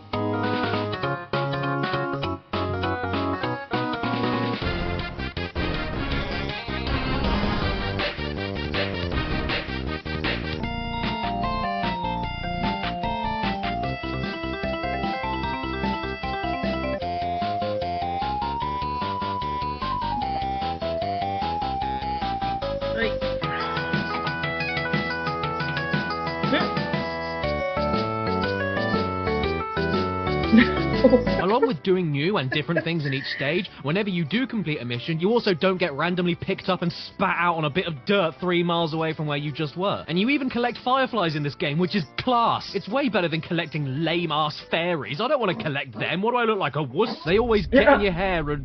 Oh, so itchy. Oh my hair. Oh, fairies in my fur. Fairies in my fur! Ah! Ah! There aren't only more bosses to fight, but there are also Crush, Gulp, and Ripto from Spyro 2. Not my favourites, but still more familiar and better executed than whatever this thing is that can service 2 at once. You know what else I noticed? Sparks keeps wanting to say ass and the game never lets him. He's always just about to say it, but then the game chickens out like it's E for everyone or something. This will not do, Nintendo. Sparks needs his ass. Hashtag let Sparks say ass. Literally everything wrong with Season of Ice is fixed here, and I couldn't be happier about that. Even the little things like each playable character flying back to the hub world is great. It's a flying ape. And character dialogue having these noises is great. It sounds like when I'm trying to fit on a tight boot. I also love to stand on moving platforms and hold the look button down. Bye-bye, Simon. The only part I really don't like is this one mission here when you've got to use electric breath to protect a mouse loading a rocket ship. Mainly because for some baffling reason, the lightning breath just doesn't work, only in this part of the game too. But who cares? I can't be angry at the first video game ever to have a level made out of runny green cheese. I think Tutter's looking a little tired, don't you? You don't have to 100% the whole game to finish it either, and if you do choose to 100% it, you unlock a bonus game from the main menu called Sparks Panic, which I thought he was doing in the other game. But now it's basically the exact same Sparks shooting you already know by this point, but it's wave-based now. And then you can even play Dragon Giraffes! Although, if you're playing with me, you don't play drafts. You lose it. Oh, I know that sound. Oh, you know, that's the great thing about Cash, isn't it? It doesn't matter wherever I go or whatever I do. He's always there, and that's what I love about him, is that he's never able to leave me alone. And you know what, that's fine with me. That's my lot in life. Crash and I, we're both linked at the hip. There's nothing that anybody can do about that, and wherever I go and whatever I do, he's always going to be there. That's totally fine with me. I've got no problem with it. And you know the small price to pay for such a great game? Every so often, you get a tiny tad of slowdown. But honestly, that really doesn't bother me. I like to look at Spyro 2 GBA like a little old man. Yeah, he may slow down occasionally, but he's got more wisdom to make up for it. And he hates foreigners. Well, Wally's big, you weren't lying. This game actually turned out pretty great. So thanks so much for the wreck. Ho ho ho ho, well, you know. No, I don't. Bye. Goodbye. Goodbye. No, great bye. Have a great bye.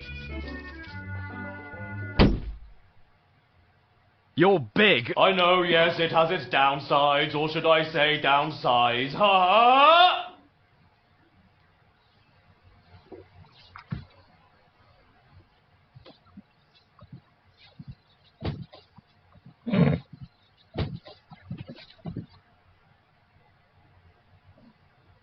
So who wants to throw me the next game? There you go.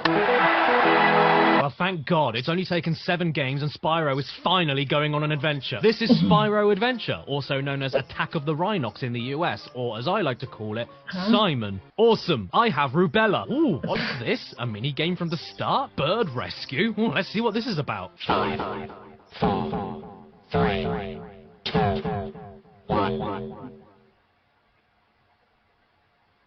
This is the 3rd game in the GBA series made by Digital Eclipse, and this one in particular eclipses the rest. Indy Mouse, please laugh at my Spyro joke. Who? Caddy, what did I tell you about calling me about these stupid dragon games? You're right, it was funny. And that's because this game tries something a little bit different. It's the standard GBA Simon fare, but now open world. And I really like this idea. In fact, no. Oh, I wonder if I love it. There's individual large I wonder if Angry quests Video scattered Game around is every gonna level in the get giant into this. single hub world, and lots of backtracking when acquiring new probably power-ups not. to explore previously inaccessible areas to find more quest items that are needed in earlier stages. And this is all a great direction for the Portable series, except...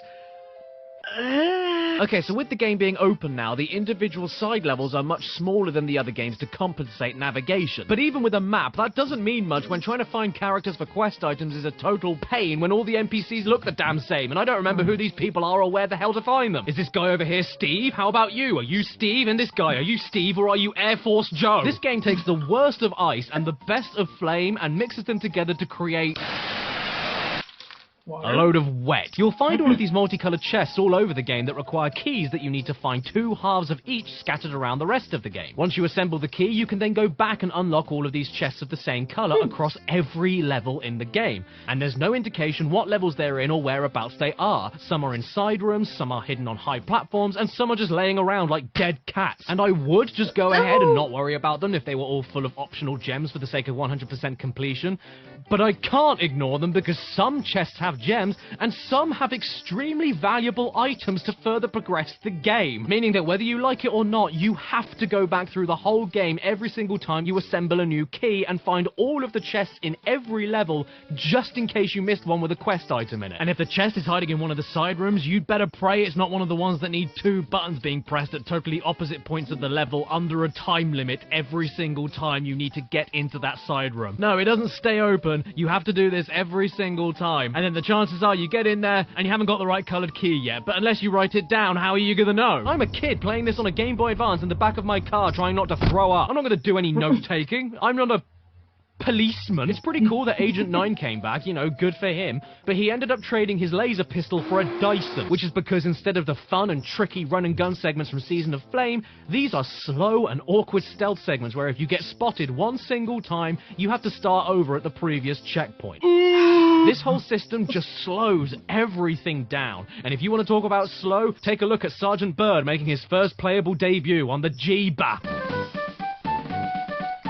Well, what in the shit is this? I didn't realise Spyro's new animal friend was polio. These sections suck. I'm sorry. All you do is hit the A button over and over again to ascend, shoot machines trying to attack you, and save soldiers that are dotted all over the place. You can either save one at a time and keep going back and forth, which takes absolutely forever, or collect multiple ones all at once at the cost of being slower, heavier, and meaning you have to ram the fly button even faster, like you're angrily showing your crewmates where the hidden gold is. It sounds the same, looks the same,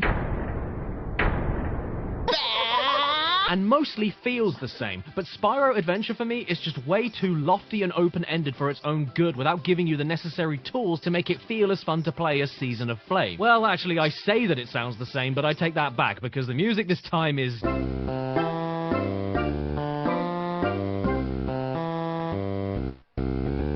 On top of that, you fall through the floor more times than I think should legally be allowed. Agent 9's grappling hook does not work properly. Moneybags is now pink, and most of the missions are now just, well, Spyro, look out! A thief has stolen one of the dragon babies, and you've gotta stop him! Yeah, alright. One of the things we need to save the world is in this safe that you can't get in. I'm in. Also, I think Moneybags now has a kid, which means I can't look at him anymore without knowing that someone rode him. Well, I don't know about you guys, but after playing all these GBA games, I'm getting sick of looking at squares.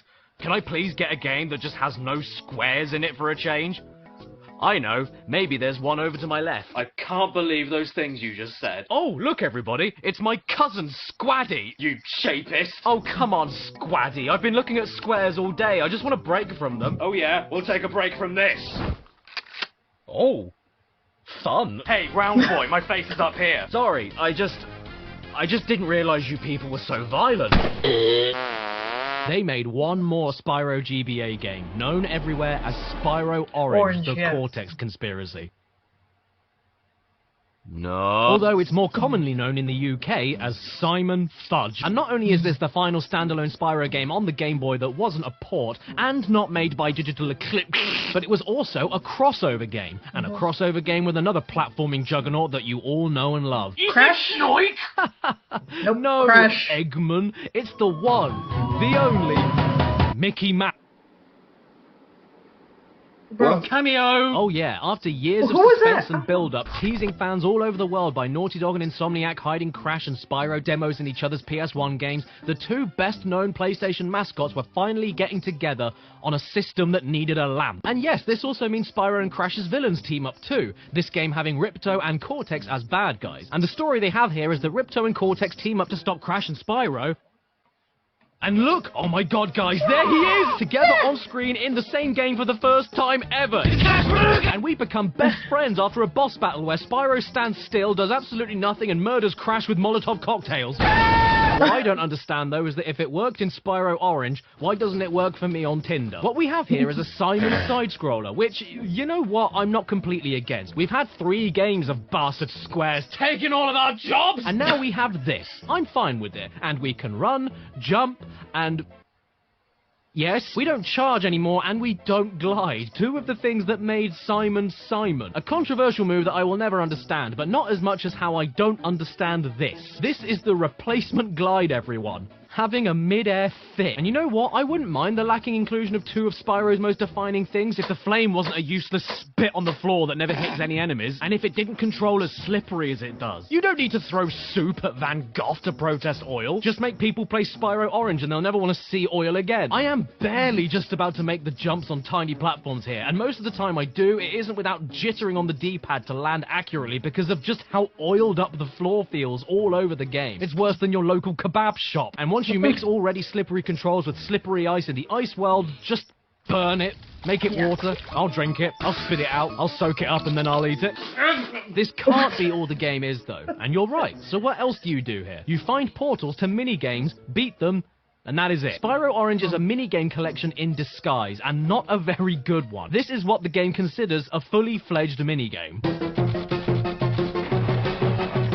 Do you want to play Breakout, but while the ball is on a tractor? Do you want to play a slow anti-gravity mech game where you collect 1 bullet at a time and fire 1 bullet at a time? Do you want to play an auto-scrolling flying shoot-'em-up stage where nothing happens? Do you want to play an auto-scrolling flying shoot-'em-up stage where nothing happens? Do you want to play an auto-scrolling tank shoot-'em-up stage when... oh, wait, sorry, let me just flip this over.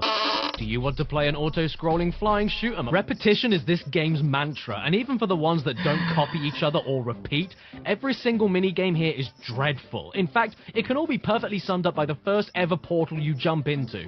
Spyro very slowly jumping over holes in a Jeep. And that's it. That's the Spyro Orange experience condensed. And for the love of God, keep to the sides of all of the flying stages because the middle will always trap you into a game over that you can't see coming. Stay away from the center. Like a pizza. Nobody wants that bit. And some of these mini games go on for an eternity. Wow. But I don't need to tell you this. When me and my sister were kids, I got Crash Purple for Christmas while she got this, and she loved it, didn't you, Rosie?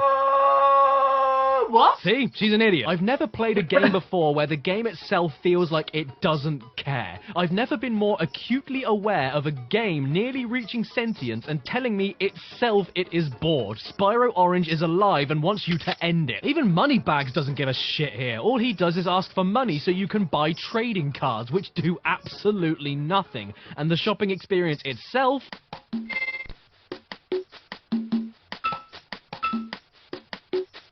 so boring. Wow, I love shopping here. Do you have a loyalty card? The only real triumphant moments of the game appear when you win a minigame. And even then, Spyro doesn't even look like he knows what just happened. You did it! Oh yeah, I did, didn't I? You know what theme I've noticed throughout this whole game? Depression. I'm being serious. I think this game is about depression. This new character, Blink the Mole, is always hiding underground, away from the sun. In Cortex's boss fight, he just gives up halfway through and accepts his inevitable death. Whenever Spyro wins tug-of-war matches against creatures trying to destroy his world and kill his friends, he looks sorry for them. Sergeant Bird hung himself, and in every cutscene, Spyro never looks happy. Follow me, Crash. Bosses don't even try to hurt you. They're more interested in jollying themselves or slumping left and right over and over again while all you do is jump over them to win. The only real challenge is with Crush and Gulp together, and even then, Gulp tries so little to actually hit you that Spyro falls asleep. The whole game, from start to end, took me 46 minutes to finish. And 5 of those minutes were when I paused the game because I had to take a massive crap. So in an effort to add more value to the game, do you know what they did?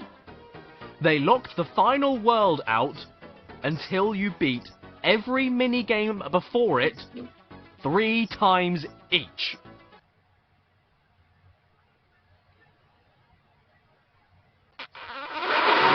What? Everything again? 3 times each, when most of the minigames are copies of each other anyway. Are you trashed? No, not having it. I am not having it. Not having it. Jim Caddick, 28, male, not having it! Why didn't you tell me about this lady pelvic? Get over here, you damn boar. Felix! Huh? Oh my god, I'm so sorry for your loss. Let's be real, you'd have to be mental to play the whole game again 2 more times, with tiny little changes in difficulty, just so you could get to the last world. So you get to the final world of the game, and lo and behold, it's exactly the same as all the other worlds, with the same minigames, and the same slipperiness, the same pitiful everything. With the final boss being a carbon copy of the final boss from Crash Bandicoot Purple, which you didn't have to access in that game by beating every minigame 2 extra times, and finally ending with Spyro looking like... But my absolute favourite bit, the best bit of the game entirely, is that near the end, there's the hardest platforming sequence in the whole thing, full of long jumps, airborne enemies, leaps of faith, and it takes a while to get through it. But once you do get through it, the reward waiting for you at the end is Crash Bandicoot. The hidden secret of the game, locked behind the hardest part of it, is one of the main characters. I'm not exaggerating when I say this is one of the worst games I've ever played. I can't stand it, and I never want to play it again. So long, Scroat.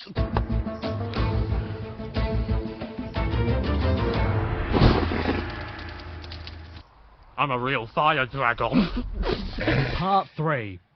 The next games had better be good or I'll burn down an orphanage. Well, hopefully after the disaster of Spyro Orange, we can finally get somewhere with Simon a Happy Teeth. A Hero's Tale came out in late 2004 for PS2, GameCube and Xbox right after Orange. And from now on, we've got no more of the original teams behind the first few games. Different voice actors, developers, composers, the lot. Maybe for the best, I don't know. He knows. By the way, don't let this cover fool you. Even though it looks like a George R.R. Martin epic, you start the game up and get... Dude, some dudes drain my pool, dude. I mean, dude. So after Spyro Orange, everything is just and as it should be. The game opens with a familiar face, nasty knockers, and then this new ultra-mean baddie appears to try and take over the world with a face like a crumpled sewage pipe. His name is Red. I hope we find out why he's called that. The intro to our goodies begins, and who is Red? That's the fallen dragon, Red. I'm sure you've heard all about him. No. Ah, yeah, we don't know, and we don't care. In this whole game, we never seem to care. We get hit on, don't care. We fight a thick old fish woman, don't care. We lose 80 dragon eggs from a nursery, no need to chase after the thieves, don't care. We get told to collect things to power this thing, don't care. And the professor doesn't seem to care either. What exactly do you need to collect? I don't know. Light gems? Fine. You need 8 light gems. You know what? This is just the levity I needed. I really like this. This is actually kind of funny. But hey, you! Who the hell is Red? I'm old. I actually really like the story here. No one gives a shit from start to end, and it's pretty entertaining. Plus, it allows the game itself to be played more than watched, which is good, because Hero's Tale is really good. In fact, no, it's great. Yeah, I said it. These reviews, they're all wrong. Small dark holes. Not a problem for me, Spyro. I'll have that locked. This game is another attempt of Spyro-esque gameplay in a more open-world setting. And you know what? It's not the best open-world game I've ever played, but for Spyro, I think it pretty much nails it. Not only is the open-world idea extremely fluid and well executed, with tons of fast travel stations and a great map system to show where you have and haven't been, but the worlds you travel to have some of the most engaging and creative gliding puzzles and tricky enemies to get by in the whole series. The movement controls are really smooth, the charge is really snappy, and I love that it gallops this time. It even feels so good to just run around in circles and see how Simon's body snakes around behind you. That is great attention to animation. There's no stiffness, no floatiness, no charge jumping, and no hovering. Okay, it's not perfect. Why is there no hover? Can someone get me my cyanide? Hey! Derek, you are way too eager to give me that. I only want what's best for you, man. Who? Oh my god! That is a baffling exclusion. The hover has been a staple for years, and even on the Game Boy Advance. Why has it gone now? The lack of hover makes some jumps unnecessarily annoying. What? You can pull yourself up from ledges? Good for you, matey bubble butt! Everything else, though, is terrific. Gems fall out of baskets and metal crates extremely quickly, and Sparks picks them all up quicker than you can... And even though, yes, the hover is gone...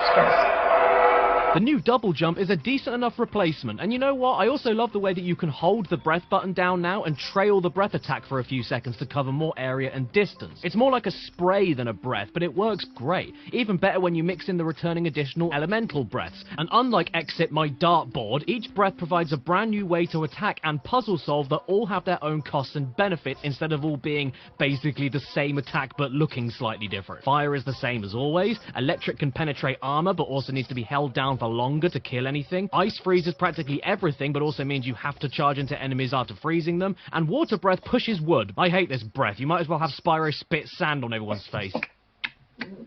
Goofus, I asked you to animate Spyro eating sand, you waste of space. Okay, hold the phone. Who signed off on this character? No, this isn't a glitch. This is a separate character. It's just another model of Spyro covered in salsa. This is peak character design. I love it. Oh, also, the power-up gates are back for invincibility and supercharging. Always a pleasure to see. This genuinely feels like a natural evolution from PS1 to PS2 for what a Spyro game should be aiming to try and do for a new generation. I really dig it. And it has been way too long since a Spyro game has made me go... The bosses are also actually bosses again, thank bosses. You've got Nasty Nork with his very supportive bra, and he is a little easy, yeah, but he's boss 1, and he puts up way more of a fight compared to Spyro 1 as a final boss. Then there's the Sea Woman, who is, honestly, completely pathetic. I'm going to tear you to pieces!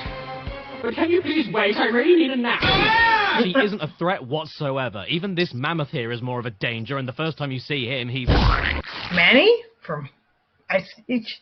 What? I know, because if he weren't, we'd be going back to a previous save. Oh yeah, speaking of you, this is the first game in the series where we can actually control Hunter. Well, you know, on the ground and not... flapping, and I find it really fun. It's basically more of Spyro's gameplay, but with quicker movement, no glide, and a focus on long-range arrow combat and puzzles. It's like a fast-paced Zelda minigame that allows you to jump and climb much easier, and I welcome the switch up whenever it happens. You see this cave behind me? Well, it looks like you're not gonna fit through there. You know what? You're right. I can't fit in there. And that's not all. We also have the new playable character, Blink the Mole, the professor's nephew. Ah, back in the good old days of wearing the first letter of your name on your hat, your feet looking like giant suction cups, and for God's sakes, man, put some trousers on! I will admit that these aren't the best bits of the game for me, but I don't hate them. They're just... The idea is that you run around a series of underground caves, search for dark crystals, and then blow them up with a limited supply of bombs you can find elsewhere in the tunnels. It controls fine, but all of his segments are visually identical. He isn't the most acrobatic mole I've ever seen, you know, like how moles are known to be, and it takes so long to find all the crystals, even longer if you miss a hidden area above or below you and have to backtrack. And then after you get through it once, you have to do it again for another collectible, which is just the exact same minigame in the same level design all over again, but with double the crystals to blow up and more tunnels to get through after going through the other tunnels you already went through earlier on the first minigame. But like I said, they aren't that bad, just a little tedious, especially once you focus on first-person aiming for clearing out enemies and realizing that the butt squash move is probably the best move he has for fighting in close combat. Don't bother with the gun and don't bother with his punches. Then there's Sergeant Bird. Yes, he came back. Sadly, his free-flying exploration is gone, his unblinking eyes have gone, his butt crack is gone, and his walking speed is is on. Anything I'll have to pack to time consent. Goodbye to the... But even though I used to loathe these parts of the game as a kid, because I mean, he's not how he is in Spyro 3. He's not even using his arms to fly. He's not a real penguin. I actually massively enjoy them nowadays because they are this game's version of the classic PS1 speedways, but with the ability to fire locked-on missiles on the targets from really far away while flying another direction to find and hit something else, and drop bombs at the same time to tackle multiple targets at once in front of you and below you. These are pretty great. I don't mind playing them once and then again with all the targets being rearranged. You are all wrong about this, but I'm insecure about my thoughts and I'd need someone else to agree with me. And luckily, Chadtronic does, don't you? So I lost my deposit because it said there was too much poop on everything, and then... Too right! Then you have Sparks being playable again, and... Spyro, you'll never fit into that crack.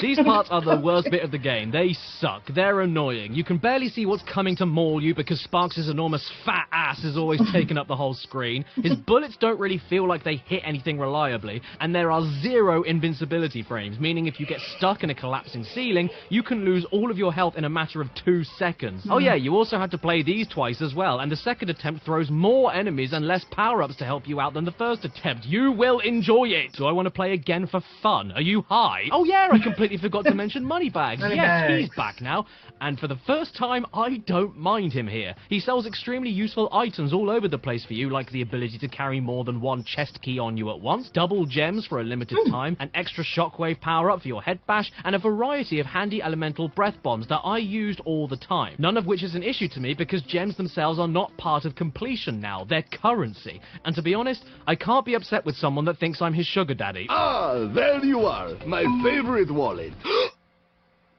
He's a communist! And also, I think he's forgotten my name. Oh, hello. In terms of presentation, I think so he's the game pretty much looks become the incredible merchant even from to this Resident day. Evil 4. The character animations are really impressive, and the soundtrack is one of Spyro's best. No sarcasm.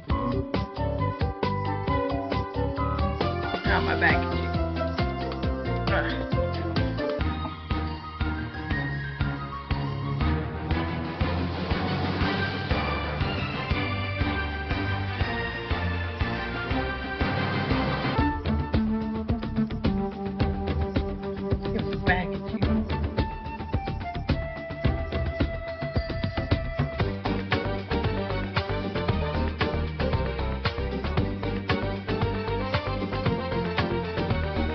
You can't get me to hate this game. Nah, you can't even get me to dislike it, even when it's occasionally really slow and annoying. I have nothing but respect for a game that tells you, ooh, you can't charge on ice, it won't work, naughty, naughty, but it still lets you try it. How sweet is that? I'm not a fish, I'm a dragon. Oh, a sea dragon. Got it. Chicks. I always knew.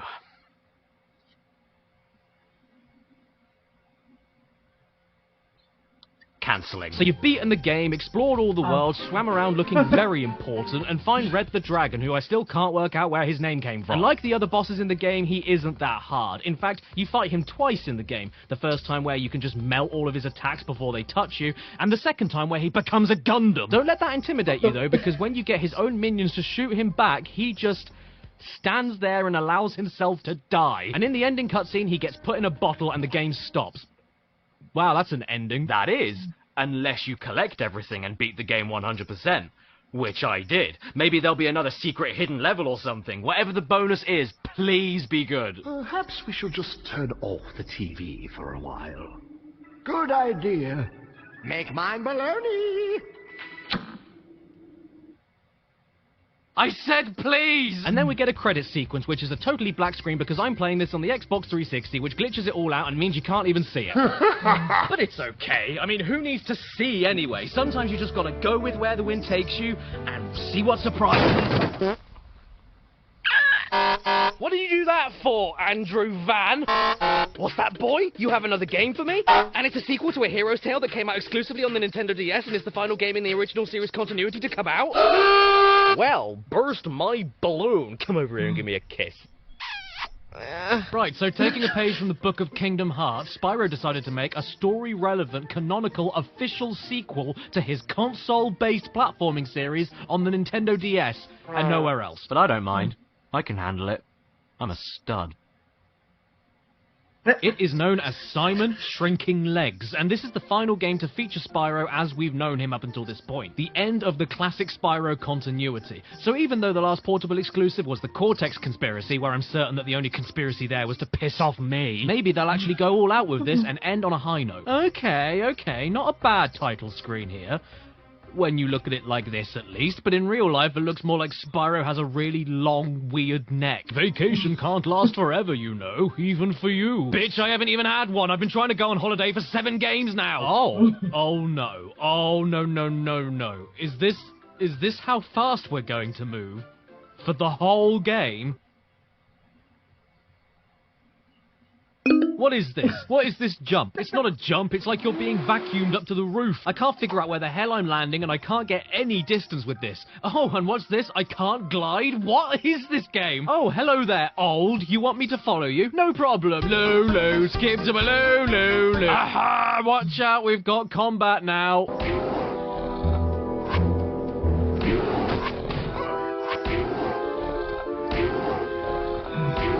Did you know this game was made by Amaze Entertainment? Well, now I can see why. It's terrible. But I'm going to calm down and fall asleep for a second. Maybe I'll have a clearer head in the morning.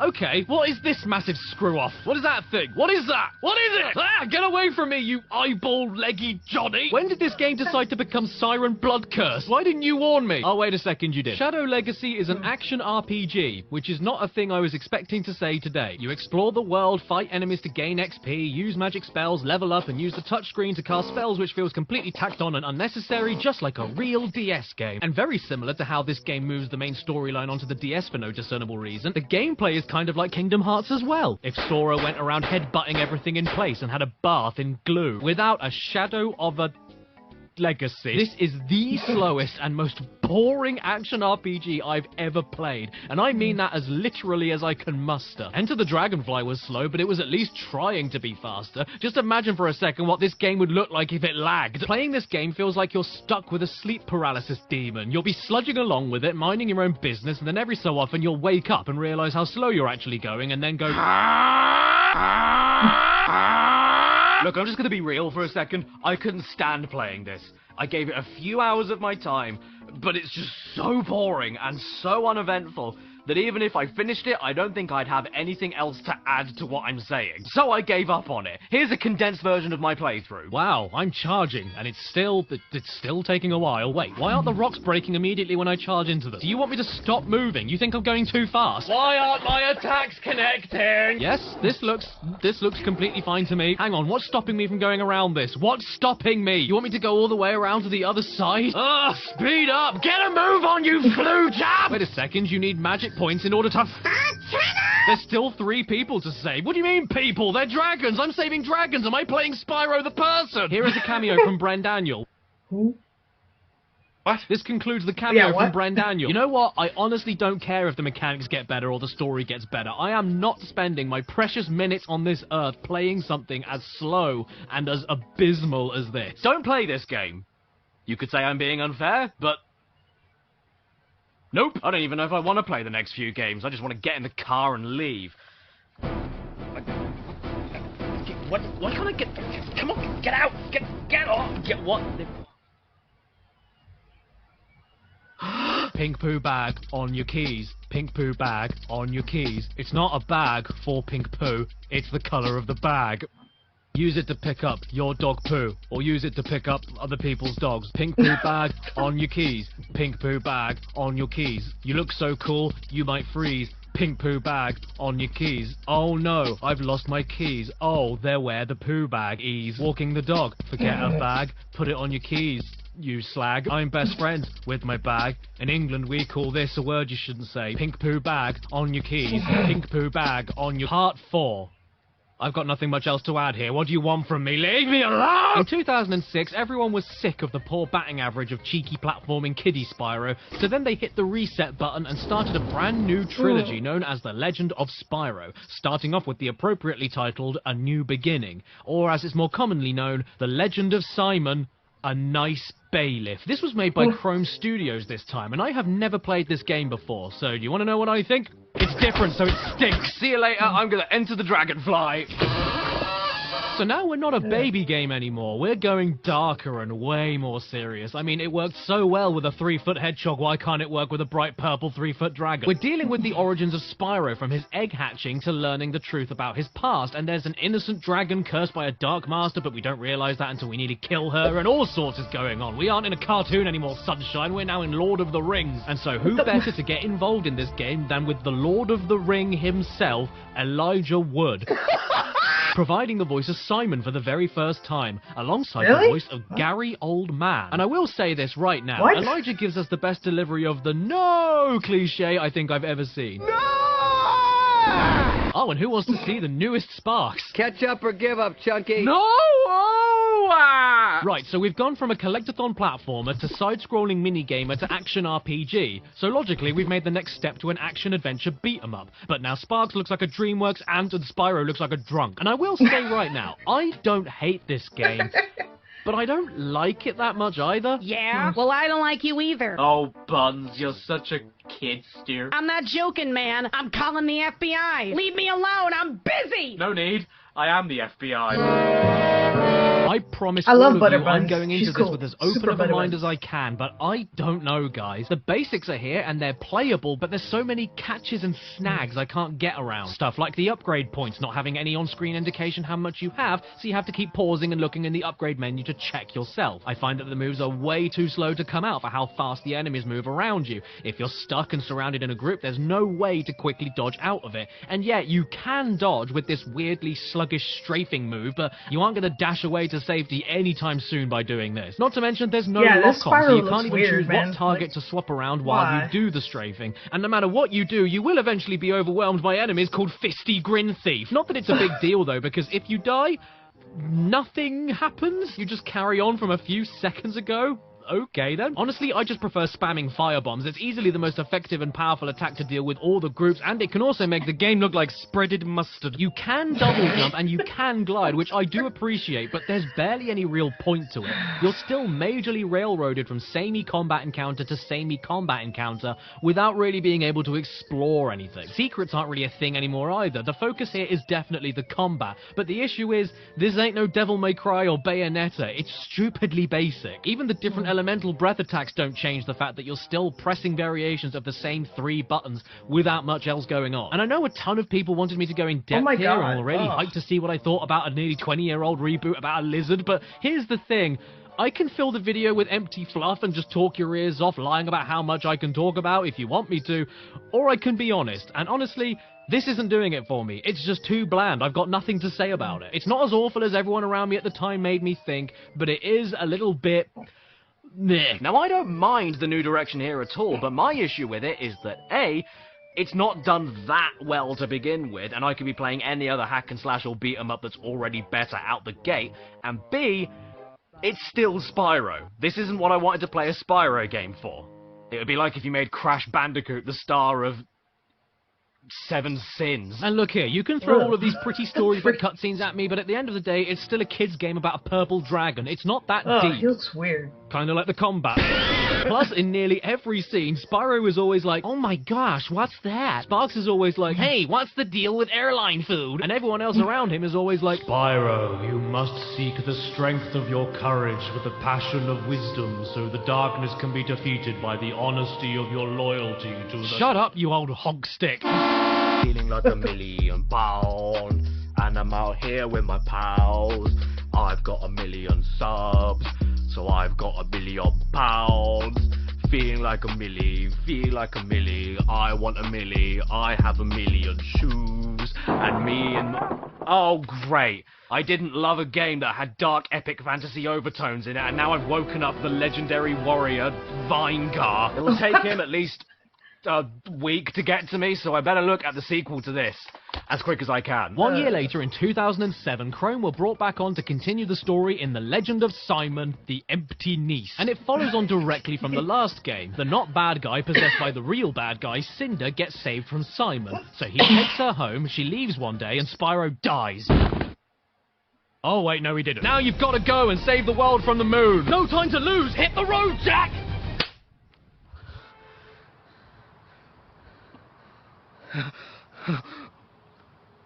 Spyro the Eternal Night is nearly exactly the same as before, so automatically I know I'm not going to love it, but there are a few neat little additions here. There's added slow-mo to take down animations, there's more areas to explore for upgrade material, which is very welcome, there's way more jumping and gliding sections to break up the combat, the elemental breaths actually provide you with different kinds of attacks rather than just different coloured variations of the same basic attack, and this final blast move looked cool before, but now it can rip through the fabric of reality and turn Spyro inside out. On paper, I should really get along with this game, even though I still don't like how Sparks looks like the mask and Spyro somehow looks even more oblivious than before. Spyro, your place is here.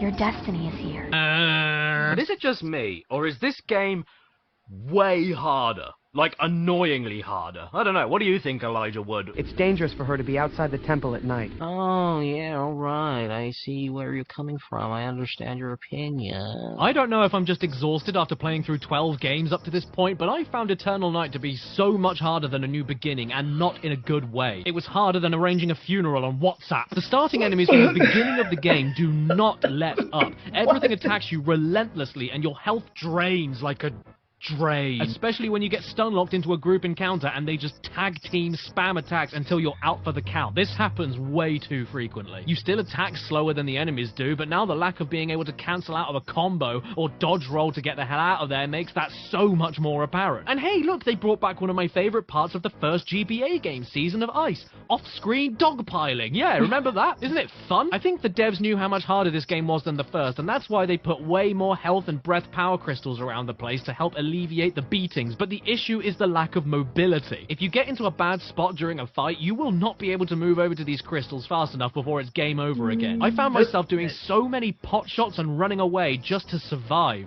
And yeah, the ice breath here is much more useful than the first game, and does make crowd control a bit more manageable, but it's too little too late, man. I just can't be bothered to see what else the game has to offer me after such an awful first impression. And that's exactly how I felt when I first saw Elvis the Alien, wasn't it? Tell me again. What's your favorite Spyro game? Elvis, what's wrong with you? What? You disgust me. And listen here, Hey, alright, I love I like a long Elvis cutscene. Alien. I'm a Leave him alone. rock-solid hard man. Give me uninterrupted dialogue and dramatic pauses all over the place. I can handle it. But we're dealing with a story that isn't deep or interesting enough to justify how many cutscenes are piled on here. Sometimes back to back. It's like if someone sat you down and showed you a lore video about Barney. Ooh, what's that? We can slow down the game at will? Gee, that's neato. I always wanted to turn a Spyro game into Enter the Dragonfly on command. And before you ask, no, slowing the game down doesn't help with large brutal group encounters that much. And even if it did, the game doesn't slow down around you, you slow down as well. So you're either choosing unfun, unforgiving alleyway mugging or Shadow Legacy on purpose, because I just couldn't wait to go that slow again. I have never wanted to stop playing a game as quick as this before in my life, and it's really annoying because I was really enjoying all the good changes, but the rest of it... Nah, I don't feel like cheese grating off my fingers for fun. I already do that! Let's go. See ya. See? Sparks has already had enough. He's gone. And with no Sparks, that means no more games. So finally, I can do the show that I've always wanted to do. Roll it. It's the Dead Bird of the Week! It's the Dead Bird of the Week! Oh, I didn't know Teddy had freckles. There's one more, you inbred! Oh, Vinegar.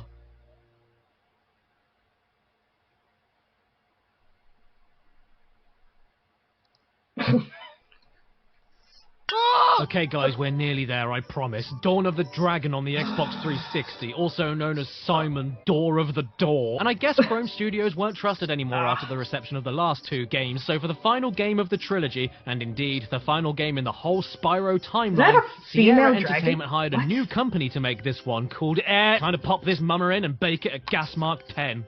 Oh god, oh me oh my, I've got to make another video about these things, haven't I? Okay, here we are, Xbox 360 dashboard. Haven't looked around it for a while, but yes. The story of this game is that Spyro and Cinder are trapped in a piss rock, and it's time to let them out, but not really, because we're also going to trap you again. Why did you let them out? Okay, so right out of the gate, the game looks and runs amazingly, actually. Is that a dodge roll? Oh shit, son, it's a dodge roll. And what's this? Way more crowd control attacks and area attacks to clear out enemies. You can grab enemies now for extra combo potential. Holy shit, is Spyro eating that guy? Spyro can fly. Fly? What? Yes! Spyro can fly! Gusts of wind to stop you from flying everywhere you want? Yes! Yes! Quick time events? Hey! Well, you know how... Oh my god, is that Hunter? Hunter! Hunter is back! Oh no! He doesn't look, sound, or feel even vaguely like the same Hunter from the last games, but I don't care. That somehow makes the game good. Why didn't you tell me about this, Salty DK Dan? What?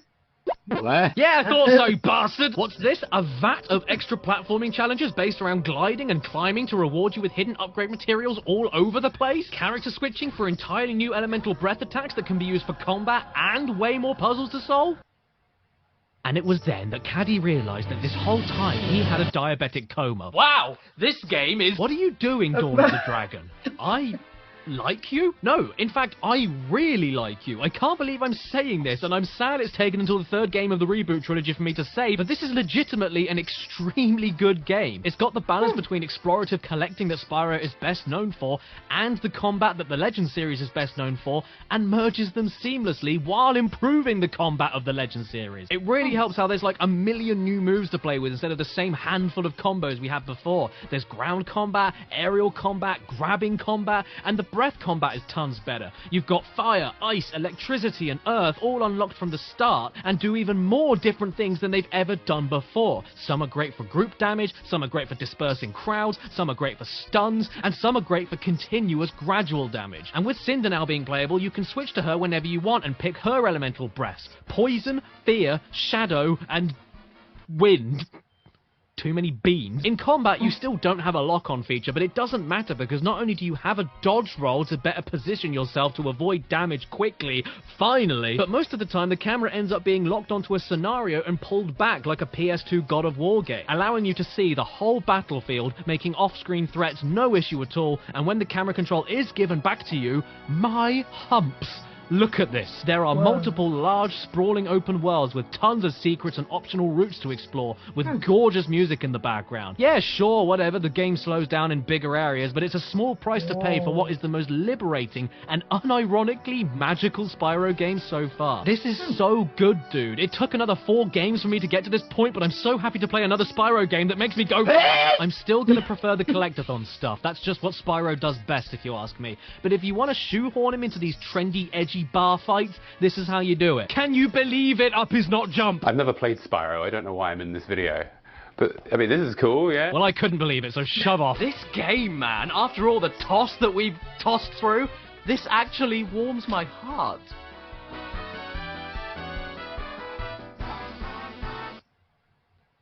Am I dead? There's no time to die! Hi. I'm Long Dennis! Oh yeah, how are you doing, Long? Well, you know, I'm just being Long! Can you get out? But before I go, it's time to play!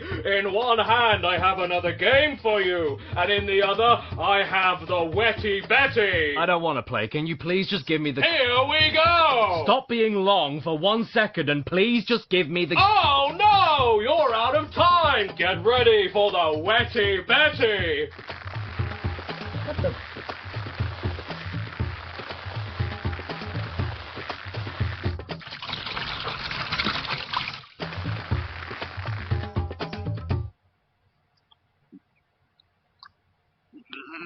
Well done! And for being such a good sport, have a bottle! Oh! And here is your prize! Skylander? Skylanders.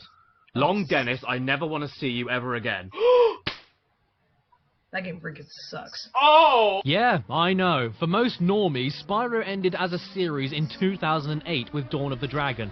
But no, mate, if you want to call your game Spyro's Adventure, you're damn sure going to make it into a video about Spyro games. Released in 2011, the first Skylanders game was, at least originally, yet another Spyro reboot for a younger crowd. And the best way to go about that is by turning the adorable little boy into a vampire French bulldog.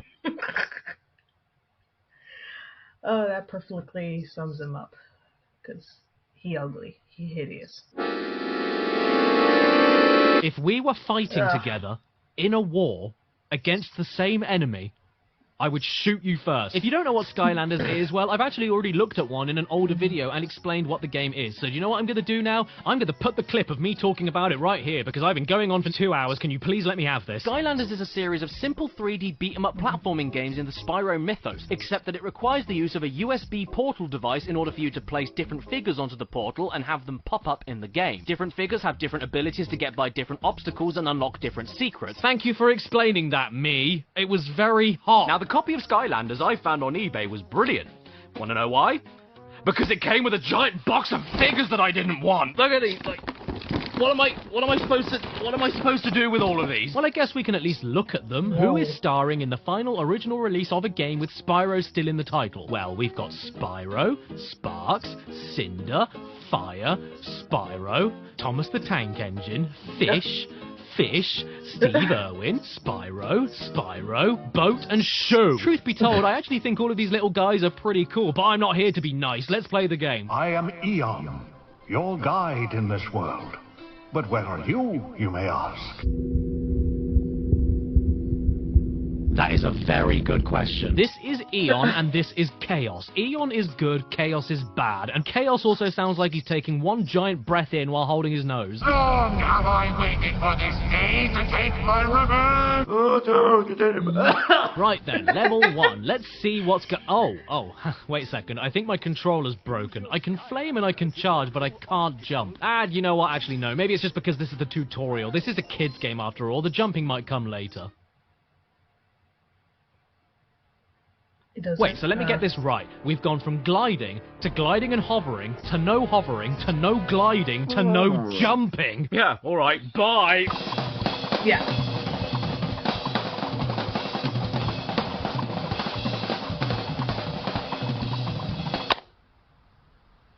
No. Bad boy. You know what? It would be so nice of you to use your giant wings to get over this tiny little hop, but no. I've got to go all the way around here and walk into this bouncy drain cover instead. I mean, shitting hell, you don't even charge for longer than a couple of seconds before getting tired. What's this? An achievement? Happy hour? I'm way ahead of you. And so I said, you put that in my pie hole and I'll have a wolf. I am starting to get sick to my guts with how slow Spyro likes to go in a lot of his games. Even if you wear a speedy propeller cap, it doesn't seem to make Spyro or any of his new bastard friends run any faster. And mixing that in with no jumping makes this not even slightly fun for me. Then as you go on through the game, there'll be side areas only unlockable from friends of a certain class, which I don't mind, but more often than not, it will randomly pop up and tell you that, oops, you're weak all of a sudden, time for you to swap out to Wet Spyro, otherwise you'll take much longer than necessary to kill enemies that aren't weak to the class the game tells you to swap to for absolutely no reason. It's not really a video game and more like a sit-up regime. We've got to get those tubby kids their exercise sitting down playing games all day. So why don't we give them muscly thumbs and a six-pack? Oh, and this dude here is called Gil. Hey, look, it's Gil. What? The Gil section is over. Something that I didn't realise until now is that these figures actually save data. Yeah, they're not just a controller input, they're memory cards that keep data in their feet. So then, in one area, after swapping to someone with the correct class that I needed to, I ended up with someone born in 1947 that was level 10 and had a small business loan in the bank. That just comes with getting these figures pre-owned, I guess. Sure, I could reset them from the menu, but that means I'll go back to having like 2 attacks and not jumping anywhere and running slowly, so can you get off my dick? These cutscenes are really long, and I don't know why you can't skip them, because as we all know, Fortnite children love watching long videos in the middle of playing their games. Come on, I don't want to watch any of this. I want to get to the next level of doing nothing but running around and hitting 2 buttons. Wait, you're a Skylander, aren't you? Yes. And you're a golf club, aren't you? Sorry about the lint balls, Hugo, but we were able to rescue Callie. Hey, Ben. Yeah, Patrick Wahlberg? We saw Spyro the Dragon. And I was a furry! I know what you're thinking. Surely this isn't all you do in the main game, is it? Yeah, it is. You run around, spam attacks, and don't jump anywhere. What do you do in the optional challenges? Run around, spam attacks, and don't jump anywhere. Oh, wow, look at this incredible new land to explore. What am I going to get to do in it? Run around, spam attacks, and don't jump anywhere. And I'm sorry, I am still in shock over the fact that Spyro can't jump. Spyro the winged beast can't get over this tiny gap. So how does he get over the gap? He assaults a tortoise and shoves it into the gap. To walk on top of it. That's how Spyro gets over a gap. I'm playing a game called Skylanders where you are unable to ascend towards it. Here's a tower I've got to smash. Don't you like smashing? Smashing is fun, right? Well, here's how you smash in Skylanders. Up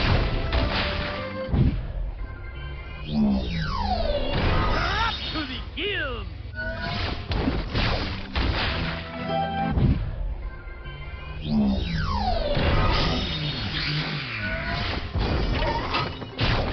Even when you get to something completely different, like a turret section. In A Hero's Tale, the turret sections were frantic, extremely fast, challenging, and honestly, I kind of enjoyed them. But here, you...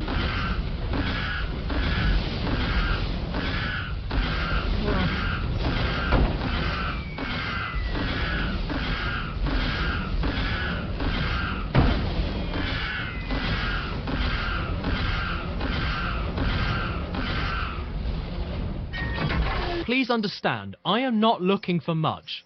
Like Gandhi at a Christmas buffet. I don't need to own the world to be happy. But I physically am unable to understand the appeal of a game like this, aside from the figures to collect, which you can do anyway without playing the damn game. And it's also great to play the game and then get constantly advertised to about the other figures I can get. Hey, thanks for buying our game, kids, but your parents didn't get you enough. Silence, Project! Without the figures, what is this? It isn't really anything, and it definitely isn't Spyro. It's transparently obvious that the subtitle, Spyro's Adventure, was slapped on to sell a brand new IP nobody would care about if he wasn't on it. Parade his corpse over the front of the box to pretend it's his game. But hey, don't go too far. We won't have him talk at any point in the game, or make a story about him, or have any of the characters address him by his name. You know, the name that's on the front of the box. Nobody will notice. Well, you know what, Activision? I noticed. People like to not count this as a Spyro game, but if you're gonna spit his name on the box and claim it's his adventure, then I'm gonna treat it like one. And to be quite blunt, I've booked too many cameos for this video, and I don't know how to fit them in. Isn't that right, Blueberry, Dana Rage, Digiman, G to the Next Level, Game Apologist, Guru, Larry, John Riggs, LS Mark, Matt McMuscles, Nitro Rad, Re-Res, Tennings, Trav Guy, Shafralas, Scarfulu, Uncle Silver, and Wayne as boss. And don't even get me started on Elise. She threatened me with a carving knife if I didn't put her in this video, so there you go. What? Please leave my family alone. Ah, look, I found an anvil. I put it on his head. Perfect. I fixed his ugly. Whoa, what's this? I can upgrade now and unlock new abilities? I can give Spyro flight. Yes, thank you, Christ. Now we can still not go anywhere. Yeah! Hear the drag. Oh, what's that? The game froze? Oh, that's a shame. Oh, and the game is recyclable? Gee, that's good. There you go.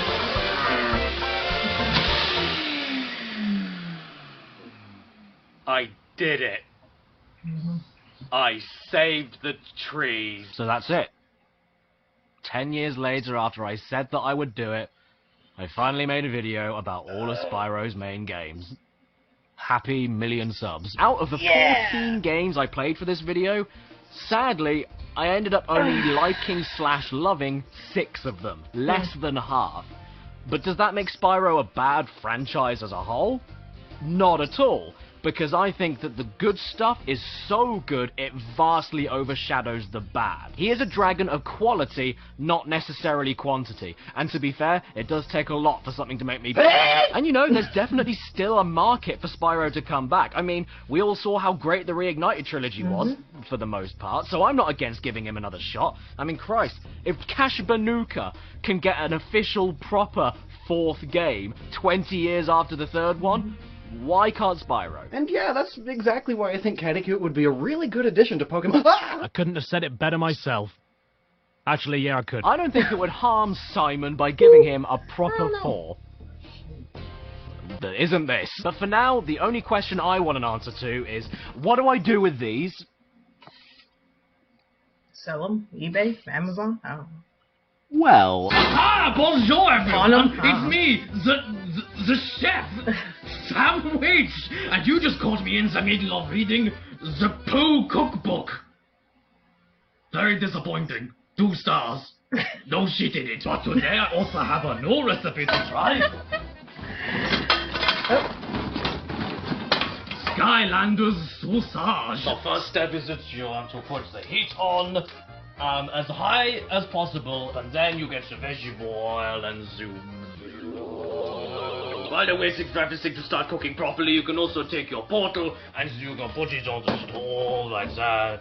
And then you turn it over every so often and until it's brown on both sides. Once you start seeing all of the people's faces coming off like that, you know you're on the right track.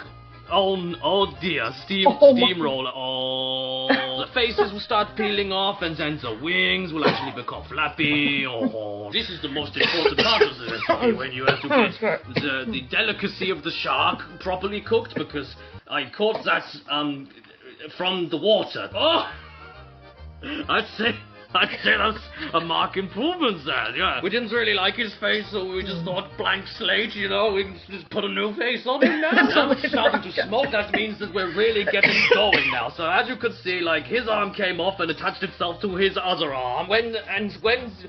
Oh, easy peasy, the fumes make me wheezy. Ah, the first base has come off. Hello, feet. Hello, lady. Or what used to be a lady. Spyro is going... Oh, he's bronzing. Look at that. He looks like some sort of special gold you find in the mine. I'm very happy with how this is all going so far, but, I mean, God, don't do this. It's... I'm crying. Don't do this. Why are you doing this, Caddy?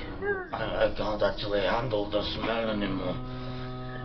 I'm feeling sleepy and my mouth tastes of coins, so I'm going to pass you on to my sous chef. Aha! Bonjour, everyone! It's me, the sous chef, Pizza! We have to cool it down with the water, and then eventually, after it's swum around in its nice little pond scum, we have to pick the best pieces to put in the sausage, and sadly, all of these pieces here, even though it's very high quality meat, it's all kind of congealed together, and we can't fit that in a sausage, so I'll probably serve that up with some onions and mushrooms and have a nice steak. But we can at least put Spyro and, Tree in there. Now, we have to do the most important bit. We have to get our sausage links out, just like here. Luckily, they come individually wrapped for your convenience. We'll go, and then we unravel it. Look at that perfectly skin. Put Simon in there. Yes, and I'll also put in the lady's feet. I'll put that in there as well. There you go. We have Skylander's sausage, ribbed for her pleasure. Ribbed for her pleasure. Ribbed for her. Oh, ribbed for her. Ribbed no, dude. Oh, that's creepy. Ribbed for her. Ribbed for her. Ribbed Dude. Dude. Oh, hey. Huh? What? Oh. Yeah, I'm not too.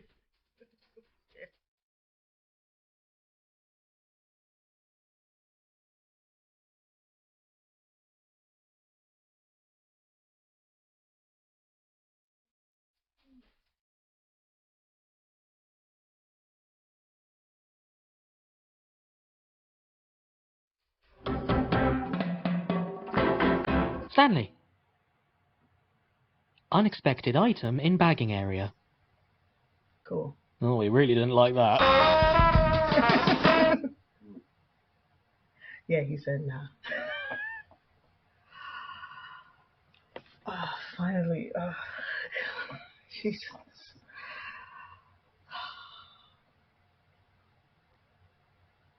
I'm tired. And I'm gonna guess and say it's like 2, 3 o'clock in the morning.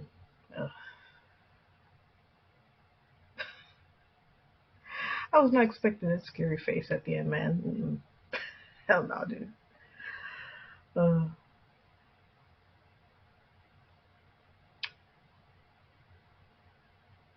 real, like almost everybody in that video, I like didn't know. I knew maybe like 3 or 4 people in there. That's it. But it was really great. It was really good.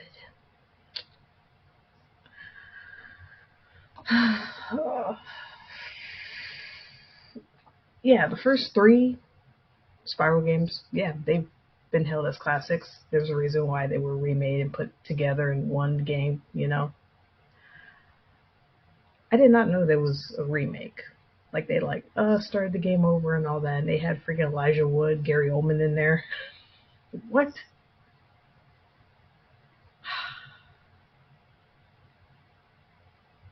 That's pretty cool.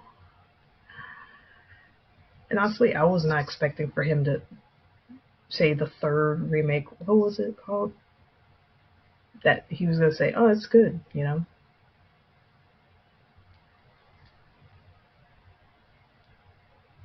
Yeah, the first two were just like weird, like just bright lights, like ugh, no.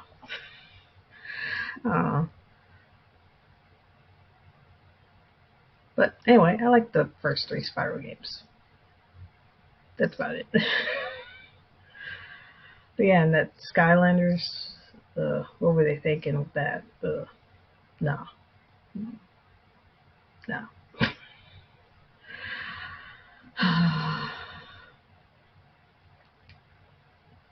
It was so weird. He pulled out the condom. Like, what the freak, dude?